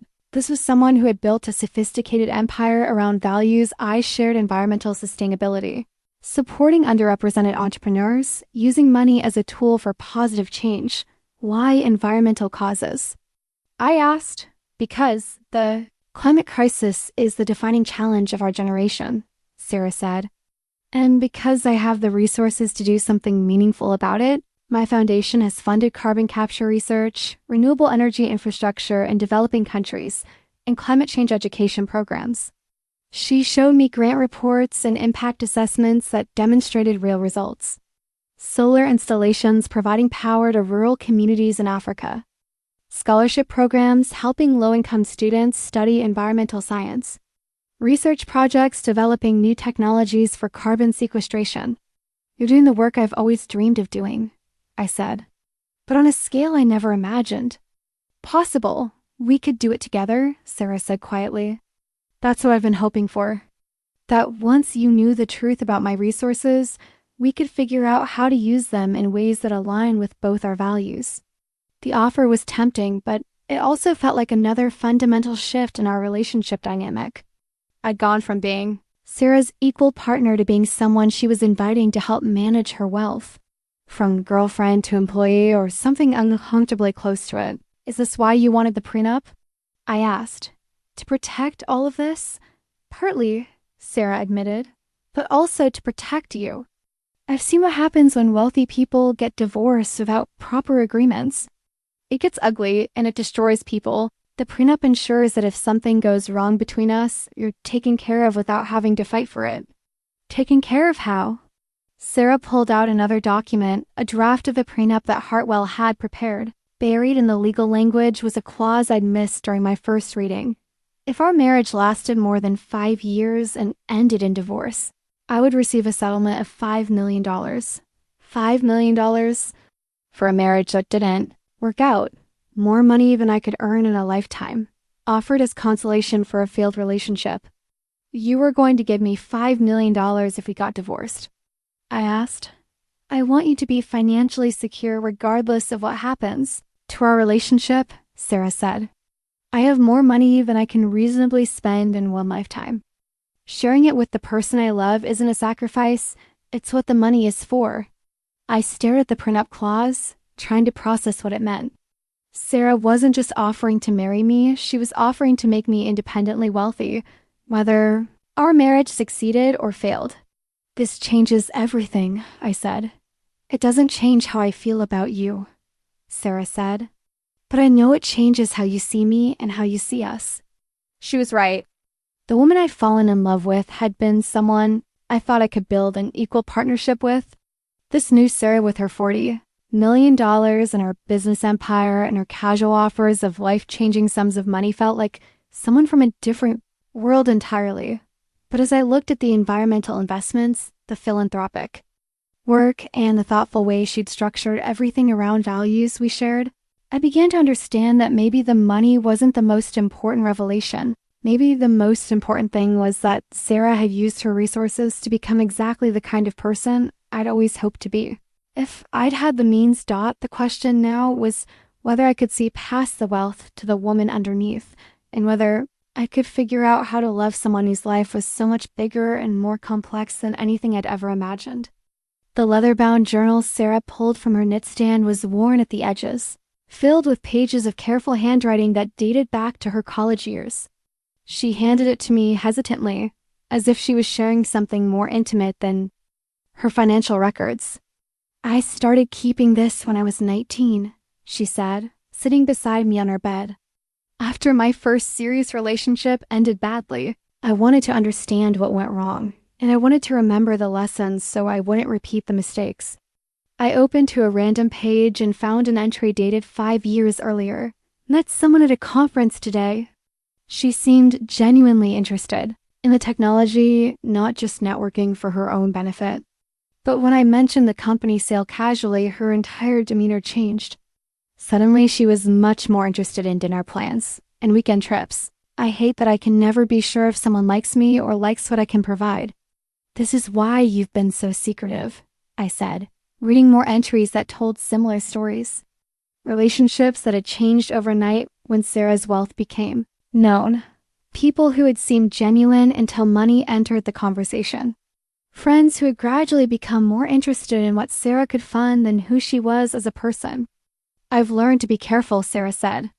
"Not because I think everyone is a gold digger, but because money changes things in ways that are hard to predict or control." I read an entry from 2 years earlier that made my chest ache. "Sometimes I wonder if I'll ever find someone who can love me without the complication of wealth. I want to be chosen for who I am, not what I can offer." But how do you separate those things when the money is such a fundamental part of your life? "Is that why you kept it secret from me?" I asked. "Because you wanted to know I loved you before I knew about the money?" "Partly," Sarah said. "But also because I've seen how wealth changes relationships, even when people have good intentions. Suddenly, every decision becomes about what we can afford rather than what we want. Every gift feels loaded with implications. Every disagreement gets complicated by financial power dynamics." She pulled out another journal, this one more recent, and flipped to entries from around the time we'd met.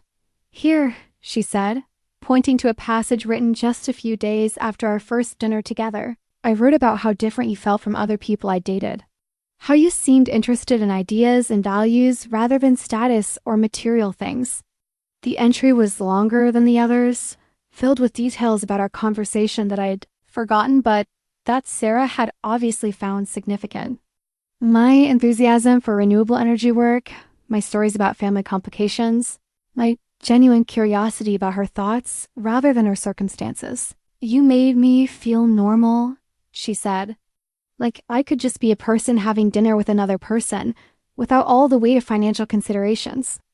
"But the secrecy must have been exhausting," I said, thinking about all the moments when she'd had to carefully edit her responses to avoid revealing too much. "It was," Sarah admitted, "especially as we got more serious. I wanted to share everything with you, but I also didn't want to lose what we had. The simplicity of it, the equality of it."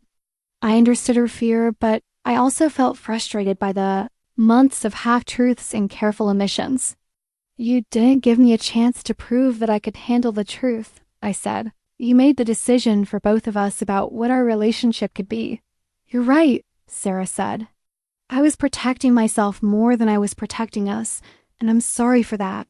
She showed me more journal entries documenting her internal struggle about when and how to tell me about her wealth. Plans to reveal everything that she'd abandoned at the last minute. Conversations she'd rehearsed in writing, but never had in person. "I almost told you after our Vermont trip," she said, pointing to an entry I recognized from that time period. I felt so close to you, so connected. But then you started talking about your parents and how they rejected your relationship. I realized that adding financial complications to that pain would just make everything harder. So you decided to wait until we were engaged? I decided to wait until I was sure you were committed to me regardless of external circumstances, Sarah said. Your parents' rejection actually convinced me that you were strong enough to handle complex family dynamics, but I still didn't know how you'd handle the money. Reading through her journals, I began to understand the isolation that came with significant wealth. Sarah had learned to compartmentalize her life, keeping her financial resources separate from her emotional relationships in an attempt to preserve authenticity. But the compartmentalization had created its own problems, making genuine intimacy nearly impossible. Have you ever had a relationship where you told someone about the money from the beginning? I asked. Once, Sarah said. In graduate school, before I had any money to hide. We stayed together through the early days of the company, and she saw the whole progression from broke entrepreneurs to successful exit. But she also saw how the money changed me, made me more cautious and paranoid. She said I became someone she didn't recognize. What happened? She left, Sarah said simply. Sighed. She preferred the version of me that worried about paying rent and had to choose between groceries and gas money. The successful version was too complicated, too careful, too removed from normal life. I could see how that experience had shaped Sarah's approach to subsequent relationships. The fear that wealth would either attract the wrong people or repel the right ones. The impossible balance between honesty and protection. But keeping secrets created different problems, I said, thinking about the last few days of revelations and readjustments. I know, Sarah said. I've been trying to figure out how to have a normal relationship while managing an abnormal amount of money. I don't think I've figured it out yet.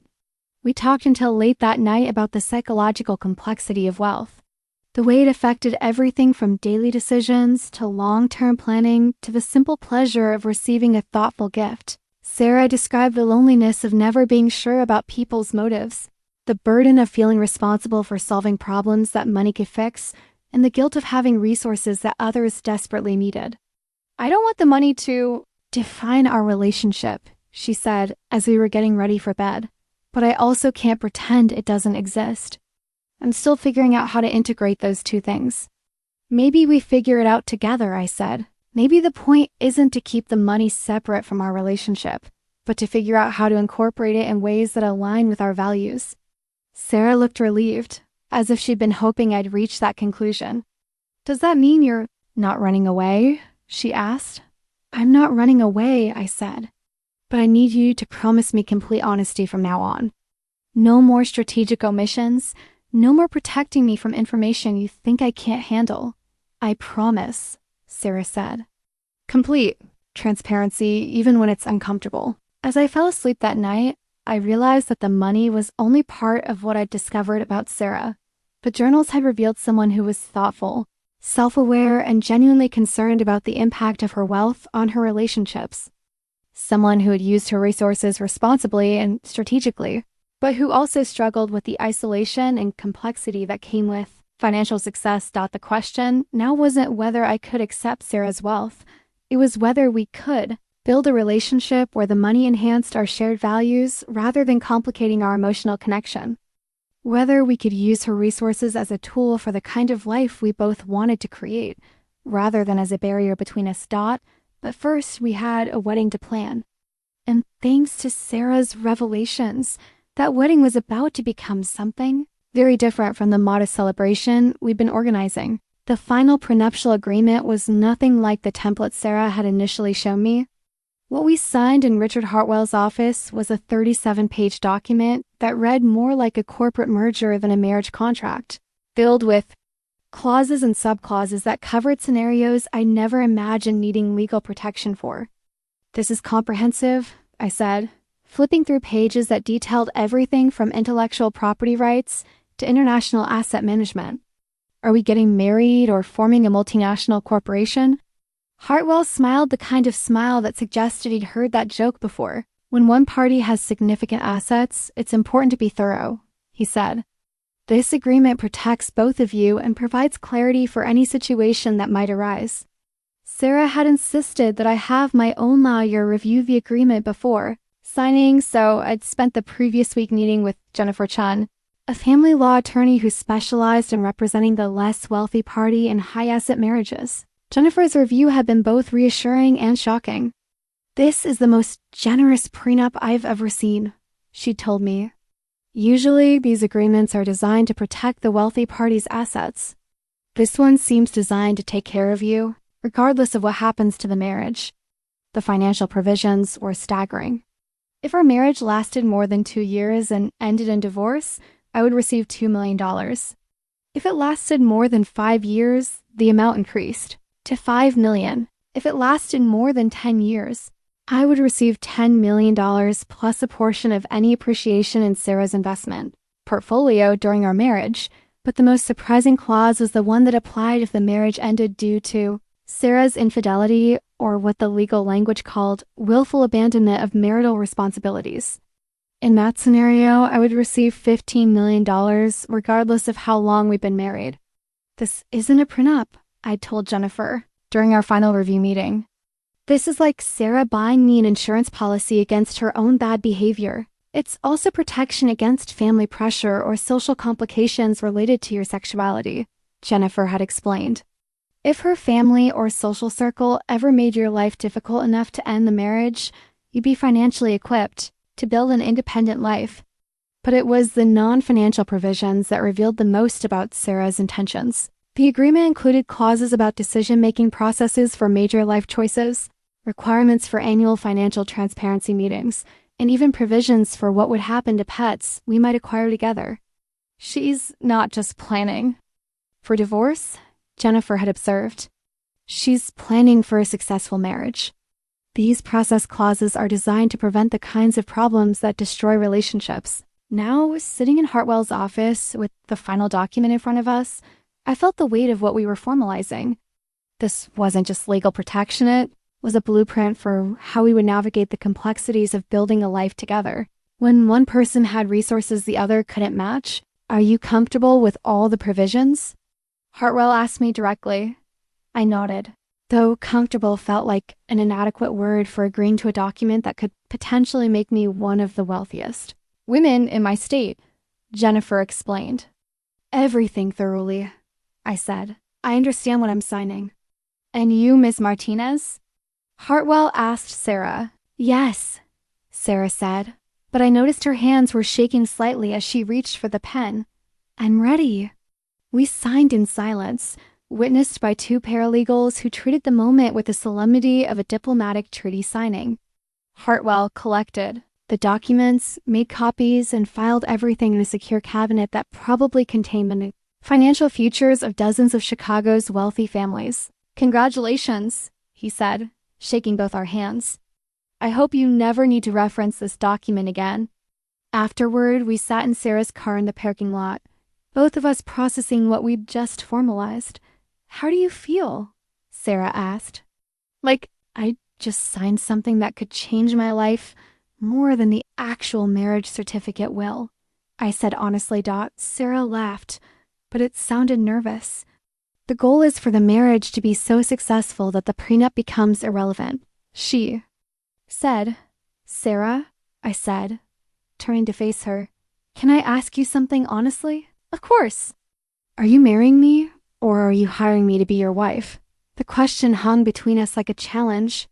Sarah was quiet for a long moment, staring out the windshield at the downtown skyline.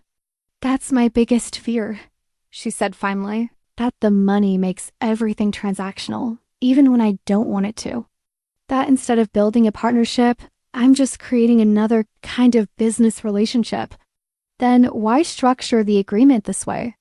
Why not just keep everything simple and separate? Because I've learned that pretending money doesn't exist doesn't make it go away," Sarah said. "It just makes it more powerful. I'd rather acknowledge the financial reality up front and deal with it explicitly than let it operate in the background of our relationship." I understood her reasoning, but signing the prenup had crystallized something I'd been struggling with since learning about Sarah's wealth. Our relationship was no longer between equals, if it ever had been. Sarah wasn't just my fiancée, she was my potential financial benefactor, my business partner, and the person who would determine the economic trajectory of my entire life. I need you to know something, I said. I'm not marrying you for the money. I didn't know about the money when I fell in love with you, and I would still marry you if you lost every penny tomorrow. I know that, Sarah said. That's why I can do this. That's why I can offer these financial protections without worrying that I'm buying your affection. But things are different now, I admitted. The dynamic between us has changed. I can't pretend that knowing about your wealth doesn't affect how I see our future together. How does it affect it? I thought about that question for several minutes, trying to articulate something I was still figuring out myself. It makes our relationship feel bigger and more complicated than I expected, I said finally. Before, we were just two people who loved each other planning a life together. Now, we're two people who love each other plus $40 million and all the responsibilities and opportunities that come with it. Are you okay with bigger and more complicated? Sarah asked. I think so, I said. But I need time to adjust to what that means. And I need you to be patient while I figure out how to be myself in a relationship that includes this much money. I can be patient, Sarah said. I've been waiting my whole life for someone I could trust with all of this. I can wait however long it takes for you to feel comfortable with it. That night, I called my sister Emma to tell her we'd finalized our prenup. I didn't share the specific details, but I mentioned that Sarah had been more generous than I'd expected. That's so romantic, Emma said. It shows she really loves you and wants to take care of you. I agreed, but after hanging up, I couldn't shake the feeling that Emma's interpretation missed something important. The prenup wasn't just about love and care, it was about power and control and the complex dynamics that come with significant wealth and equality in a relationship, but it was also about trust. Sarah had essentially given me legal access to enough money to never have to work again, based on nothing more than her belief that I wouldn't abuse that access. She'd made herself financially vulnerable to me in a way that few wealthy people ever do with their partners. The question now was whether I could live up to that trust, and whether we could build a marriage that honored both our love for each other and the complex responsibilities that came with Sarah's resources. The wedding was 6 weeks away, and thanks to the prenup, I was going into it as someone who would be financially secure regardless of what happened. It should have felt liberating, but instead, it felt like another layer of pressure to make sure our marriage succeeded for the right reasons. Emma's wedding invitation was a work of art-thick cardstock with embossed lettering and tissue. Paper overlays that whispered expensive even before you read the details. Mr. and Mrs. Harold Luke request the pleasure of your company at the marriage of their daughter Emma Catherine to Marcus James Richardson at the Thornfield Manor, followed by an evening of dinner and dancing. I held the invitation in my hands the morning of her wedding, remembering how excited I'd been when it arrived. Months earlier, before I knew about Sarah's wealth, before the prenup signing, before everything changed. Back then, Emma's elaborate celebration had felt like a painful reminder of my parents' rejection. Now it felt more like an interesting comparison study. You look beautiful, Sarah said, adjusting the necklace she'd insisted on buying for the occasion. It was subtle but elegant white gold with small diamonds that caught the light when I moved. Are you ready for this? I wasn't sure. Attending Emma's wedding meant spending an entire day with my parents, pretending that everything was fine between us while watching them celebrate a relationship they viewed as legitimate and valuable. It meant sitting through speeches about love and commitment from people who had questioned my own engagement every step of the way. But Sarah was right about how I looked. The dress I'd chosen was sophisticated without being flashy in navy blue. Midi-length dress that felt appropriate for both the formal ceremony and my complicated relationship with the host.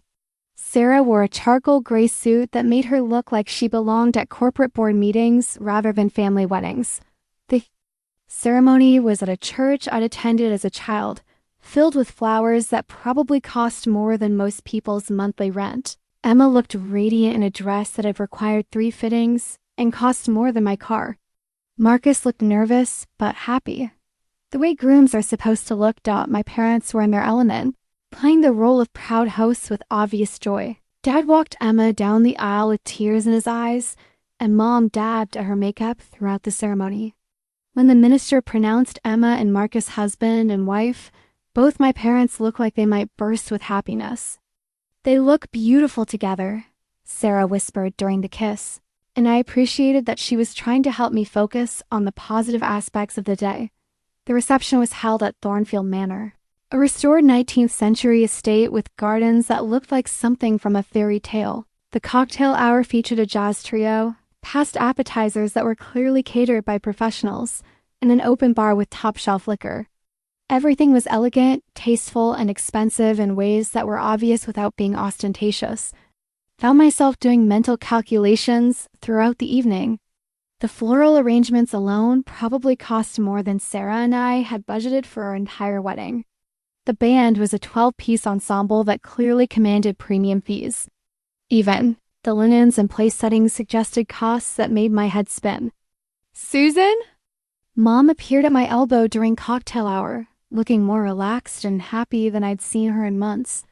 "You look lovely, honey, and Sarah, that's a beautiful suit." "Thank you, Mrs. Luke," Sarah said with the kind of polite warmth she'd perfected. For family gatherings, Emma looks absolutely radiant. "You must be so proud." "Oh, we are," Mom said, beaming. Everything turned out just perfect. The weather cooperated, the flowers are gorgeous, and Marcus's family is just delightful. It's everything we hoped Emma's wedding would be.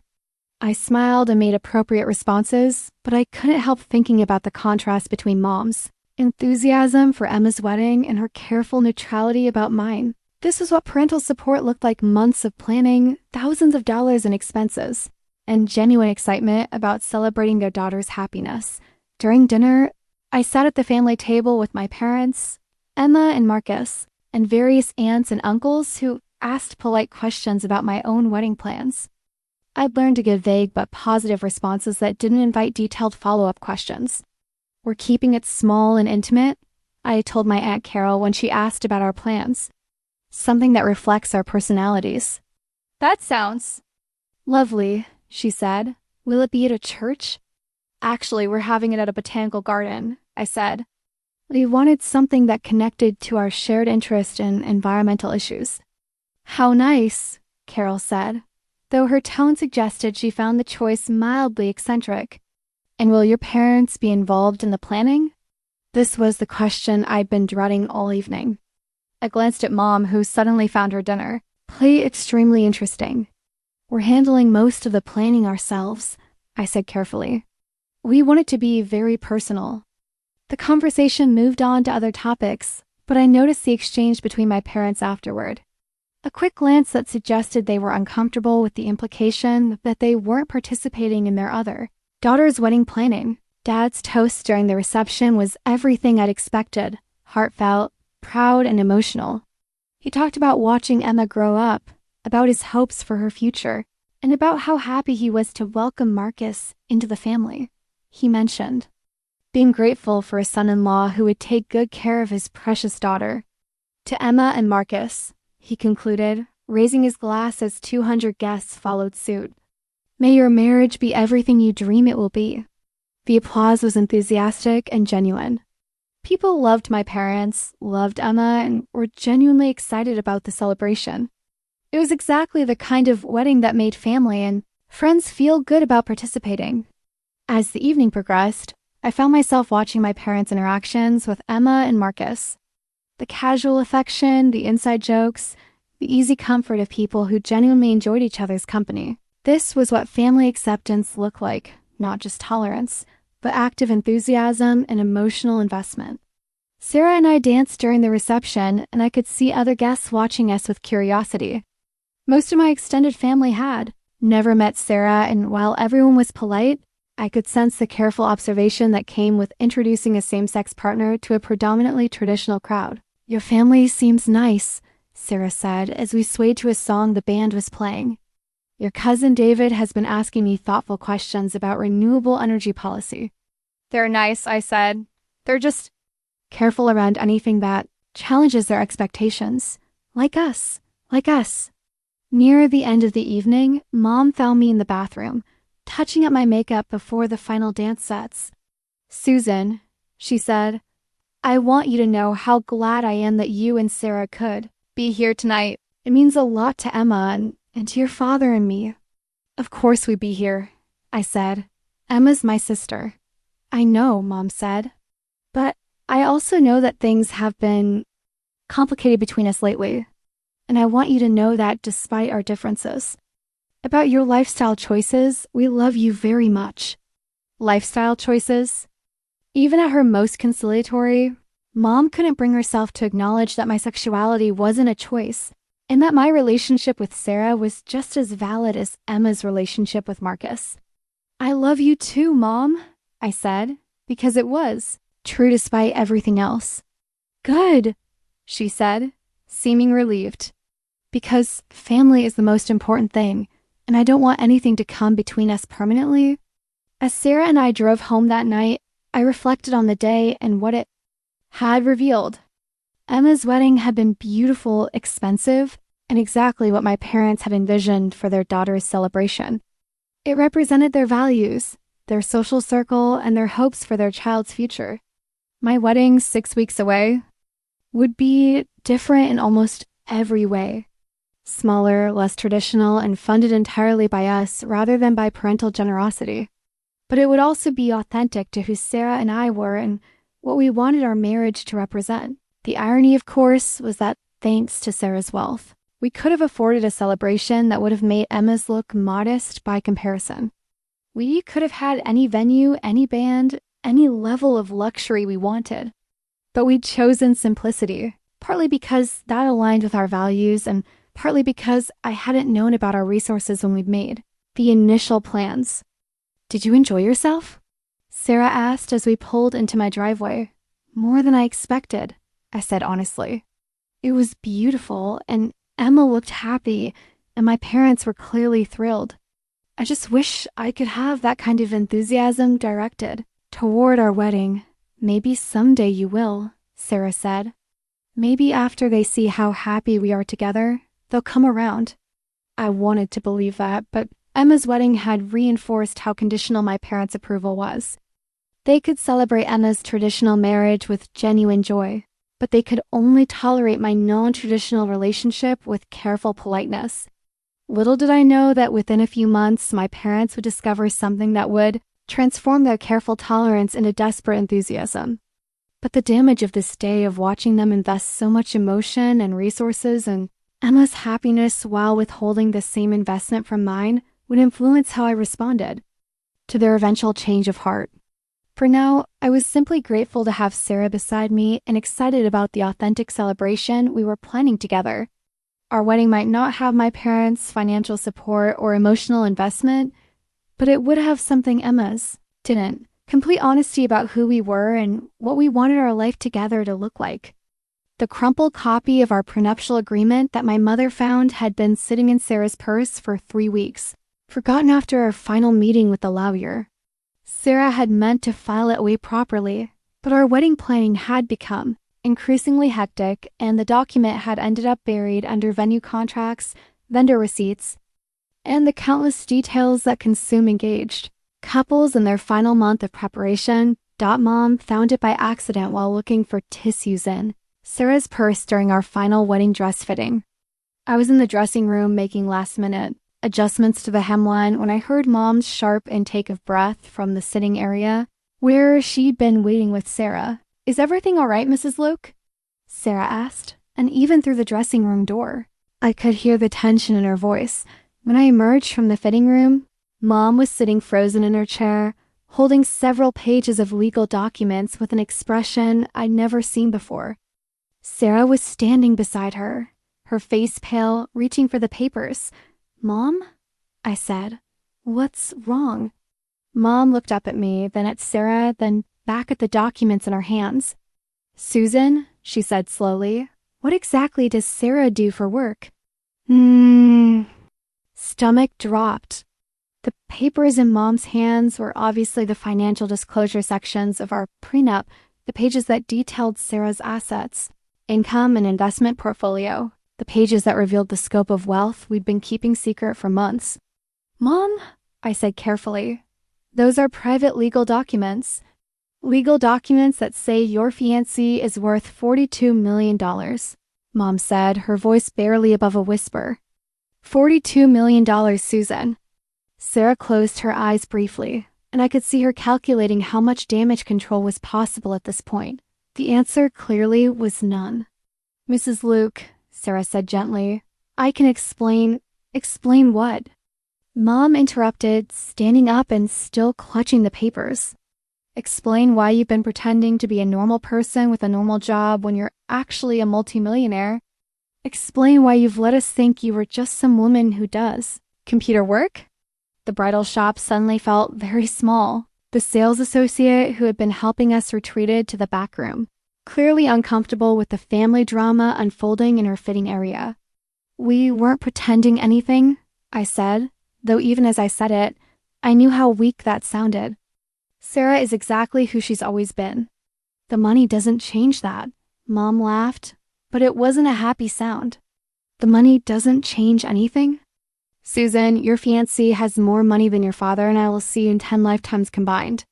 She could buy our house with what she earns in investment returns in a month." She was reading from the prenup as she spoke, citing specific numbers. That made Sarah flinch with each revelation. The quarterly dividend payments, the real estate holdings, the venture capital returns, all of it laid out in precise legal language that left no room for misinterpretation. "Why didn't you tell us?" Mom asked, and for the first time, she sounded hurt rather than angry. "Why let us worry about your financial future when you're marrying someone who could support you for the rest of your life without working another day?" "Because it's not about the money," I said, my own voice rising with frustration. "It was never about the money. I fell in love with Sarah before I knew about any of this." "But you do know about it now," Mom said, waving the prenup pages. "And you're marrying her anyway, which means you're going from worrying about student loan payments to never having to worry about money again." The way she said it made my wealth by marriage sound calculating and mercenary, as if I'd been running a long con that had finally paid off. "Mrs. Luke," Sarah said, stepping forward, "I understand this is shocking, but the financial aspects of our relationship aren't what matters here. I love your daughter, and she loves me. Everything else is just paperwork. Everything else is." $42 million, Mom said flatly. "That's not just paperwork. That's generational wealth. That's the kind of money that changes everything about how a person lives." She continued reading from the prenup, discovering the settlement clauses that would leave me financially secure even if our marriage failed. $5 million if you divorce after 5 years, she read aloud. $10 million if you make it to 10 years. "Suzan, do you understand what this means?" "It means Sarah wants to take care of me," I said defensively. "It means you're set for life no matter what happens." Mom said, "It means all those conversations we had about your future, about building a career, about financial planning, none of it matters anymore because you're marrying a fortune." The accusation in her voice was clear. I was taking the easy way out, marrying money instead of building my own success. The irony wasn't lost on me that the woman who had refused to financially support my wedding was now criticizing me for marrying someone who could. "I need to call your father," Mom said, pulling out her phone. "He needs to know about this." "Mom, please don't," I started, but she was already dialing. "Harold," she said when Dad answered, "you need to sit down. I'm at Suzan's dress fitting, and I just discovered something important about Sarah. Very important." I could hear Dad's voice through the phone asking questions, but I couldn't make out the words. Mom's responses, however, were clear enough. "Millions, Harold. Tens of millions. She's not just well off, she's wealthy. Seriously wealthy. The kind of wealthy where money is never a consideration for anything." Sarah and I stood there helplessly while Mom essentially broadcast our private financial information to my father over the phone. Every detail from the prenup that she'd found shocking enough to mention became part of a conversation we couldn't control or stop. "Yes, I'm sure," Mom said. "It's all documented in their prenuptial agreement." Sarah Martinez isn't just some computer consultant. She sold a company to Microsoft for tens of millions of dollars. She's what you'd call a tech mogul. Tech mogul, the phrase would have been funny under other circumstances. Sarah, who had spent months carefully presenting herself as modestly successful, was now being described to my father as a tech mogul. "We'll talk more when I get home," Mom concluded, hanging up the phone. She turned back to us with an expression that was equal parts shock, excitement, and something that looked uncomfortably like calculation. "This changes everything," she said simply. "It doesn't change anything that matters," I insisted, but even as I said it, I could see that Mom disagreed fundamentally. For her, this revelation transformed our entire relationship from a questionable lifestyle choice to an advantageous alliance. I wasn't just their daughter who was marrying another woman, I was their daughter who was marrying into the kind of wealth that could impact the entire family's circumstances. The drive home was silent. Sarah gripped the steering wheel tightly, and I stared out the window, both of us processing the implications of what had just happened. Our carefully managed secret was out, and it was out in the worst possible way through an accidental discovery that made it look like we'd been deliberately deceptive. "I'm sorry," Sarah said finally as we pulled into my driveway. "I should have put those papers away properly. I should have been more careful." "It's not your fault," I said, though part of me wondered if subconsciously Sarah had wanted the secret to come out. If keeping it had become more exhausting than revealing it. My phone started ringing before we made it to the front door. Dad's name appeared on the screen, and I knew this was the conversation I'd been dreading since the moment Mom had found those papers. "Hi, Dad," I answered, trying to sound normal. "Susan," he said, and his voice had a quality I'd never heard. Before excitement mixed with something that sounded like disbelief. "Your mother just told me some very interesting news about Sarah's background." "Dad, I can't explain." "Oh, I think we definitely need to talk," he said. "All of us. Tonight, if possible. There are some things we need to discuss about your wedding, about our family's relationship with Sarah, about a lot of things that apparently we've been thinking about all wrong." That phone call would lead to the most uncomfortable family dinner of my life and ultimately to a complete reversal of my parents' attitude toward our marriage. But it would also reveal just how conditional their love had always been and how quickly their rejection could transform into desperate acceptance when the stakes changed dramatically. The woman they had dismissed as a phase was about to become the most important person in their daughter's life in ways they'd never imagined. And their response to that realization would reveal everything I needed to know about the true nature of their love. The series of text messages that flooded my phone over the next 24 hours told the story of my parents. Complete transformation, better than any conversation could have. I screenshot each one, partly for documentation and partly because I couldn't quite believe what I was reading. "Susan, we need to talk about the wedding budget.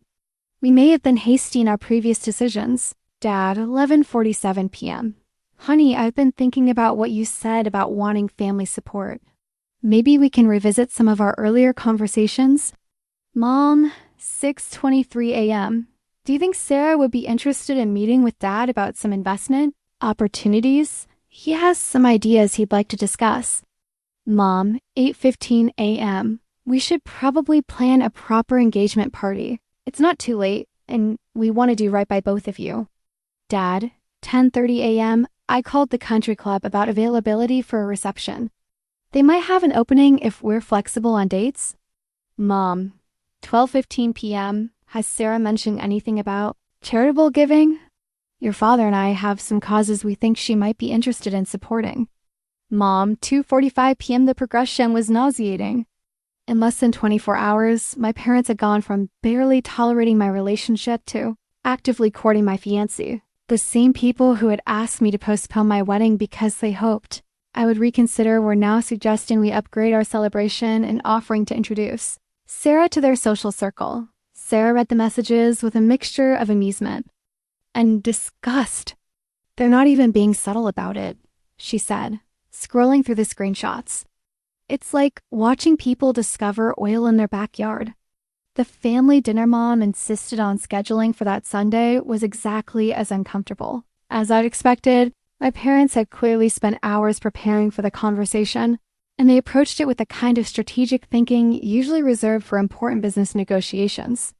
"Sarah," Dad began before we'd even finished our appetizers. "Oh, you an apology. We clearly didn't understand the scope of your professional accomplishments, and I'm afraid we may have seemed less welcoming than we intended." "You seemed exactly as welcoming as you intended," I said, earning sharp looks from both parents. "Suzan," Mom said quickly, "we're trying to have a constructive conversation here." "Are we?" I asked, "because it seems like we're trying to pretend." "But the last year didn't happen?" "That you didn't refuse to financially support our wedding. That you didn't ask me to postpone it because you hoped I'd change my mind. That you didn't spend months treating my relationship like a mistake you were waiting for me to correct." The silence that followed was heavy with tension.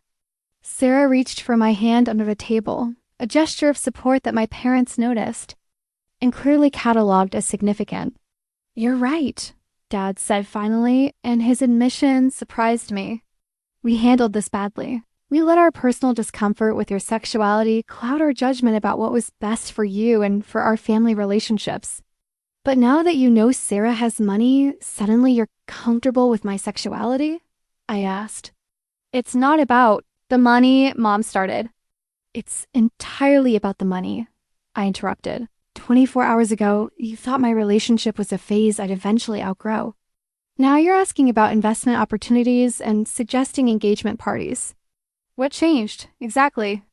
Dad set down his fork and looked directly at me. "What changed?" he said carefully. "Is that we realized we may have misjudged both Sarah and the seriousness of your relationship. Finding out about her professional success made us reconsider our assumptions." "Her professional success or her net worth?" Sarah asked quietly. It was the first time she'd spoken since we'd sat down, and her voice carried a steel I'd rarely heard before. "Both," Dad admitted. "I'll be honest, discovering that you're financially successful makes us feel more confident about Susan's future, security, and that confidence makes it easier for us to support your relationship." At least he was being honest about the calculation. My parents' acceptance was contingent on their belief that Sarah could provide for me in ways they found reassuring. Not because they valued my happiness or respected my choices, but because they trusted Sarah's bank account. What if I lost the money tomorrow? Sarah asked. What if the market crashed and wiped out my investments? Would you still support our marriage? The question hung in the air like a challenge. My parents exchanged glances, clearly realizing they were being tested, but unsure how to answer honestly without revealing the shallow foundation of their newfound acceptance. We'd want Susan to be happy regardless of financial circumstances. Mom said finally, but her tone suggested she hoped that scenario would remain hypothetical. But you'd be less enthusiastic about it, Sarah pressed. Probably, Dad said, and I had to give him credit for honesty, even if I hated the honesty itself. I know that makes us sound shallow, but financial security matters in a marriage. It reduces stress and creates options that wouldn't otherwise exist. Dad, I said, you refused to contribute to our wedding when you thought Sarah was middle class. You told me you couldn't support our relationship in good conscience. Now you're talking about throwing us an engagement party. Do you not see how hypocritical that is? We see it, Mom said, and she looked genuinely uncomfortable. We know how it looks. But people can change their minds when they get new information. The information that changed your mind was dollar amounts, I said. Not anything about who Sarah is as a person, not anything about how happy she makes me, not anything about the strength of our relationship. Just numbers and a prenup. The conversation continued for another hour, with my parents making increasingly desperate attempts to convince us, and perhaps themselves, that their change of heart was based on something more substantial than Sarah's. Wealth. They talked about getting to know Sarah better, about wanting to be supportive family members, about regretting their earlier hesitation, but every suggestion they made revealed their true motivations. The engagement party they wanted to throw would be a chance to introduce Sarah to our friends and colleagues. The wedding reception they now wanted to fund would be an opportunity to celebrate properly. The investment meeting Dad kept mentioning would be a way for the family to benefit from Sarah's expertise. "Let me ask you something," Sarah said as we were finishing dessert. "If Suzan had been marrying a middle-class man with a regular job, would you have been more supportive from the beginning?" "Probably," Mom admitted. "And if that hypothetical man had turned out to be wealthy, would you have been this excited about upgrading the wedding plans?" "Probably not," Dad said, beginning to see where she was going. "So your objection was never really about Suzan's happiness or the strength of her relationship?" Sarah continued. "It was about her sexuality. And your sudden support isn't really about accepting her sexuality, it's about the financial advantages of accepting it." My parents couldn't argue with that logic because it was exactly accurate. They had rejected my relationship because I was gay, and they were now embracing it because I was gay and marrying someone rich. Neither response had anything to do with who I was or what I wanted. "We're going to stick with our original wedding plans," I said finally. "Small ceremony, modest reception, the people who supported us from the beginning. We don't need your money and we don't want your conditional acceptance." "Suzan," Mom said, reaching across the table, "please don't let our mistakes ruin this opportunity for our family to come together. Our family had the opportunity to come together a year ago when I introduced you to Sarah," I said. "You chose to reject that opportunity because you disapproved of my sexuality. You don't get to change your mind now because you approve of her bank account." We left dinner with my parents' promises to do better and their continued offers to fund a larger celebration. Over the following weeks, the text messages continued suggestions for venues, offers to pay for upgrades, invitations to social events where they could show off their wealthy, almost daughter and law. Sarah handled their attention with polite distance, accepting their overtures graciously but never encouraging their sudden enthusiasm. She understood, perhaps better than I did, that their acceptance was transactional rather than emotional. "They'll never really accept you," she told me one evening as we reviewed another round of messages from my mother. "They'll accept what? You represent to them now a connection to wealth and status they want to access. But if the money disappeared tomorrow, we'd be right back where we started." She was right, and that realization was both liberating and heartbreaking. I was finally free from the hope that my parents might someday love me unconditionally, but I was also forced to accept that their love had always been more conditional than I wanted to believe. The wedding was 3 weeks away, and we were going to celebrate exactly as we planned with people who valued us for who we were rather than what we could provide. The fact that we could afford anything we wanted was irrelevant. What mattered was surrounding ourselves with people whose support wasn't contingent on our financial status. My parents would attend, but as guests rather than hosts. They would witness our happiness without being able to claim credit for enabling it.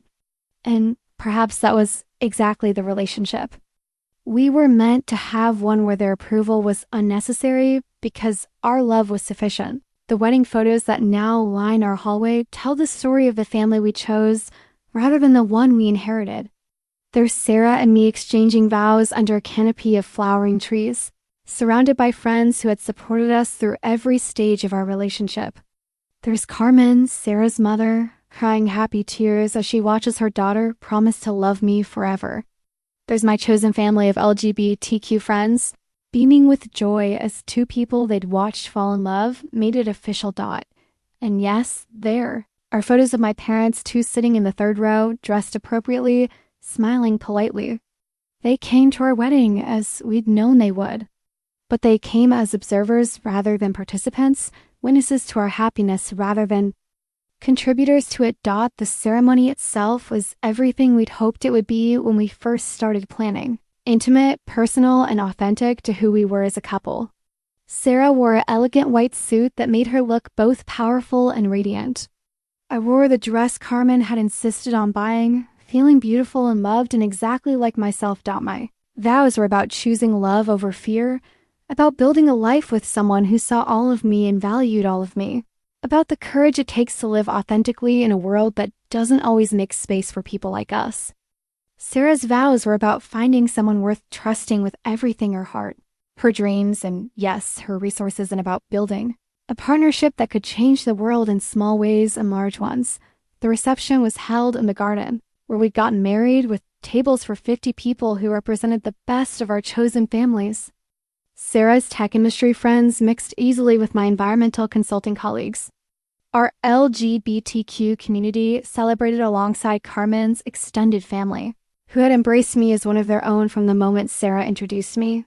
The food was prepared by our chef friend. The flowers were arranged by another friend who owned a small florist shop, and the music was provided by a string quartet that included Sarah's college roommate on violin. Everything was beautiful, meaningful, and created with love rather than purchased with unlimited funds. But the most meaningful moment of the evening came during the toasts. Carmen spoke about watching Sarah learn to trust again, about seeing her daughter find someone who loved her for her heart rather than her bank account. My friend Jessica, who had been there through my coming out journey and the difficult months with my parents, spoke about the courage it takes to choose authenticity over approval. And then Sarah stood up to make a toast of her own. A year ago, she said, I was someone who had learned to hide the most fundamental aspects of my life in order to protect myself from people who might want to use me. I thought love meant keeping secrets, maintaining barriers, and never being fully known by another person. She looked directly at me as she continued. Susan taught me that love actually means the opposite. It means being seen completely and choosing to trust that person with everything you are. It means building something together that's bigger than what either person could create alone. Then she surprised everyone, including me, by announcing the first project we'd be working on together as a married couple, a foundation dedicated to supporting LGBTQ plus youth from families who had rejected them. We want to provide scholarships, counseling services, and emergency support for young people who are choosing authenticity over acceptance, Sarah said. Because everyone deserves to be celebrated for who they are, not tolerated until they become someone else. The announcement was met with enthusiastic applause, but I could see my parents in the crowd, looking uncomfortable with the implicit criticism of families like theirs. They understood that our foundation would be helping young people in situations similar to my kids whose parents had chosen conditional love over unconditional support after the reception. As we were saying goodbye to guests, my mother approached us one final time. It was a beautiful ceremony, she said, and I could tell she meant it. You both looked very happy. We are happy, I said simply. I hope you know that your father and I love you, she continued, even if we haven't always shown it in the best way. I know you love the version of me that fits your expectations, I said gently. I'm still figuring out if you can love the version of me that exists. Mom looked hurt, but she didn't argue. Perhaps she was beginning to understand the difference between loving someone conditionally and loving them completely. We'd like to be part of your lives, she said. If you'll have us. You can be part of our lives, Sarah said, and I was grateful. That, she answered, because I wasn't sure what to say. But you need to understand that we're not going to hide who we are or apologize for choices that make us happy. If you want a relationship with us, it has to be with the people we actually are. Mom nodded, though I could see her processing what that would mean for family gatherings, holiday traditions, and the careful social navigation she'd been doing around our relationship. We'll try, she said finally. We'll try to do better. It wasn't a promise of unconditional acceptance, but it was acknowledgement that the relationship needed to change. It was a beginning, even if it wasn't the beginning I'd always hoped for. 6 months later, Sarah and I are settled into married life in a way that feels both natural and extraordinary. We wake up in the home we bought together, a beautiful house with solar panels and a garden where we grow vegetables and flowers. Sarah works from a home office where she manages her investments and foundation activities. I continue my environmental consulting work, though now I also serve as co-director of our LGBTQ plus Youth Foundation. The money is still there, of course. It's invested responsibly, managed carefully, and used intentionally for causes we both believe in. But it doesn't define our relationship the way I feared it might. We still split household expenses proportionally based on our incomes. We still make decisions together about major purchases, and we still live according to our values rather than our net worth. My parents visit occasionally, and those visits, are getting easier as they learn to relate to us as we actually are rather than as they wish we would be. Dad has stopped making suggestions about investment opportunities, and Mom has stopped asking whether we've thought about having children. They're learning to love us without trying to change us. Emma and I are closer now than we've been in years. She was initially shocked by the revelation of Sarah's wealth, but she's also been genuinely supportive of our foundation work and our marriage. She's even volunteered to help with fundraising events, using her social connections to expand our reach. The foundation has funded scholarships for 37 LGBTQ+ students in its first year, provided emergency housing assistance to 42 young people who were rejected by their families, and created support groups in 6 cities. Every month, we receive letters from young people whose lives have been changed by having access to resources and community during the most difficult periods of their lives. This work feels like the purpose I've been searching for without knowing it.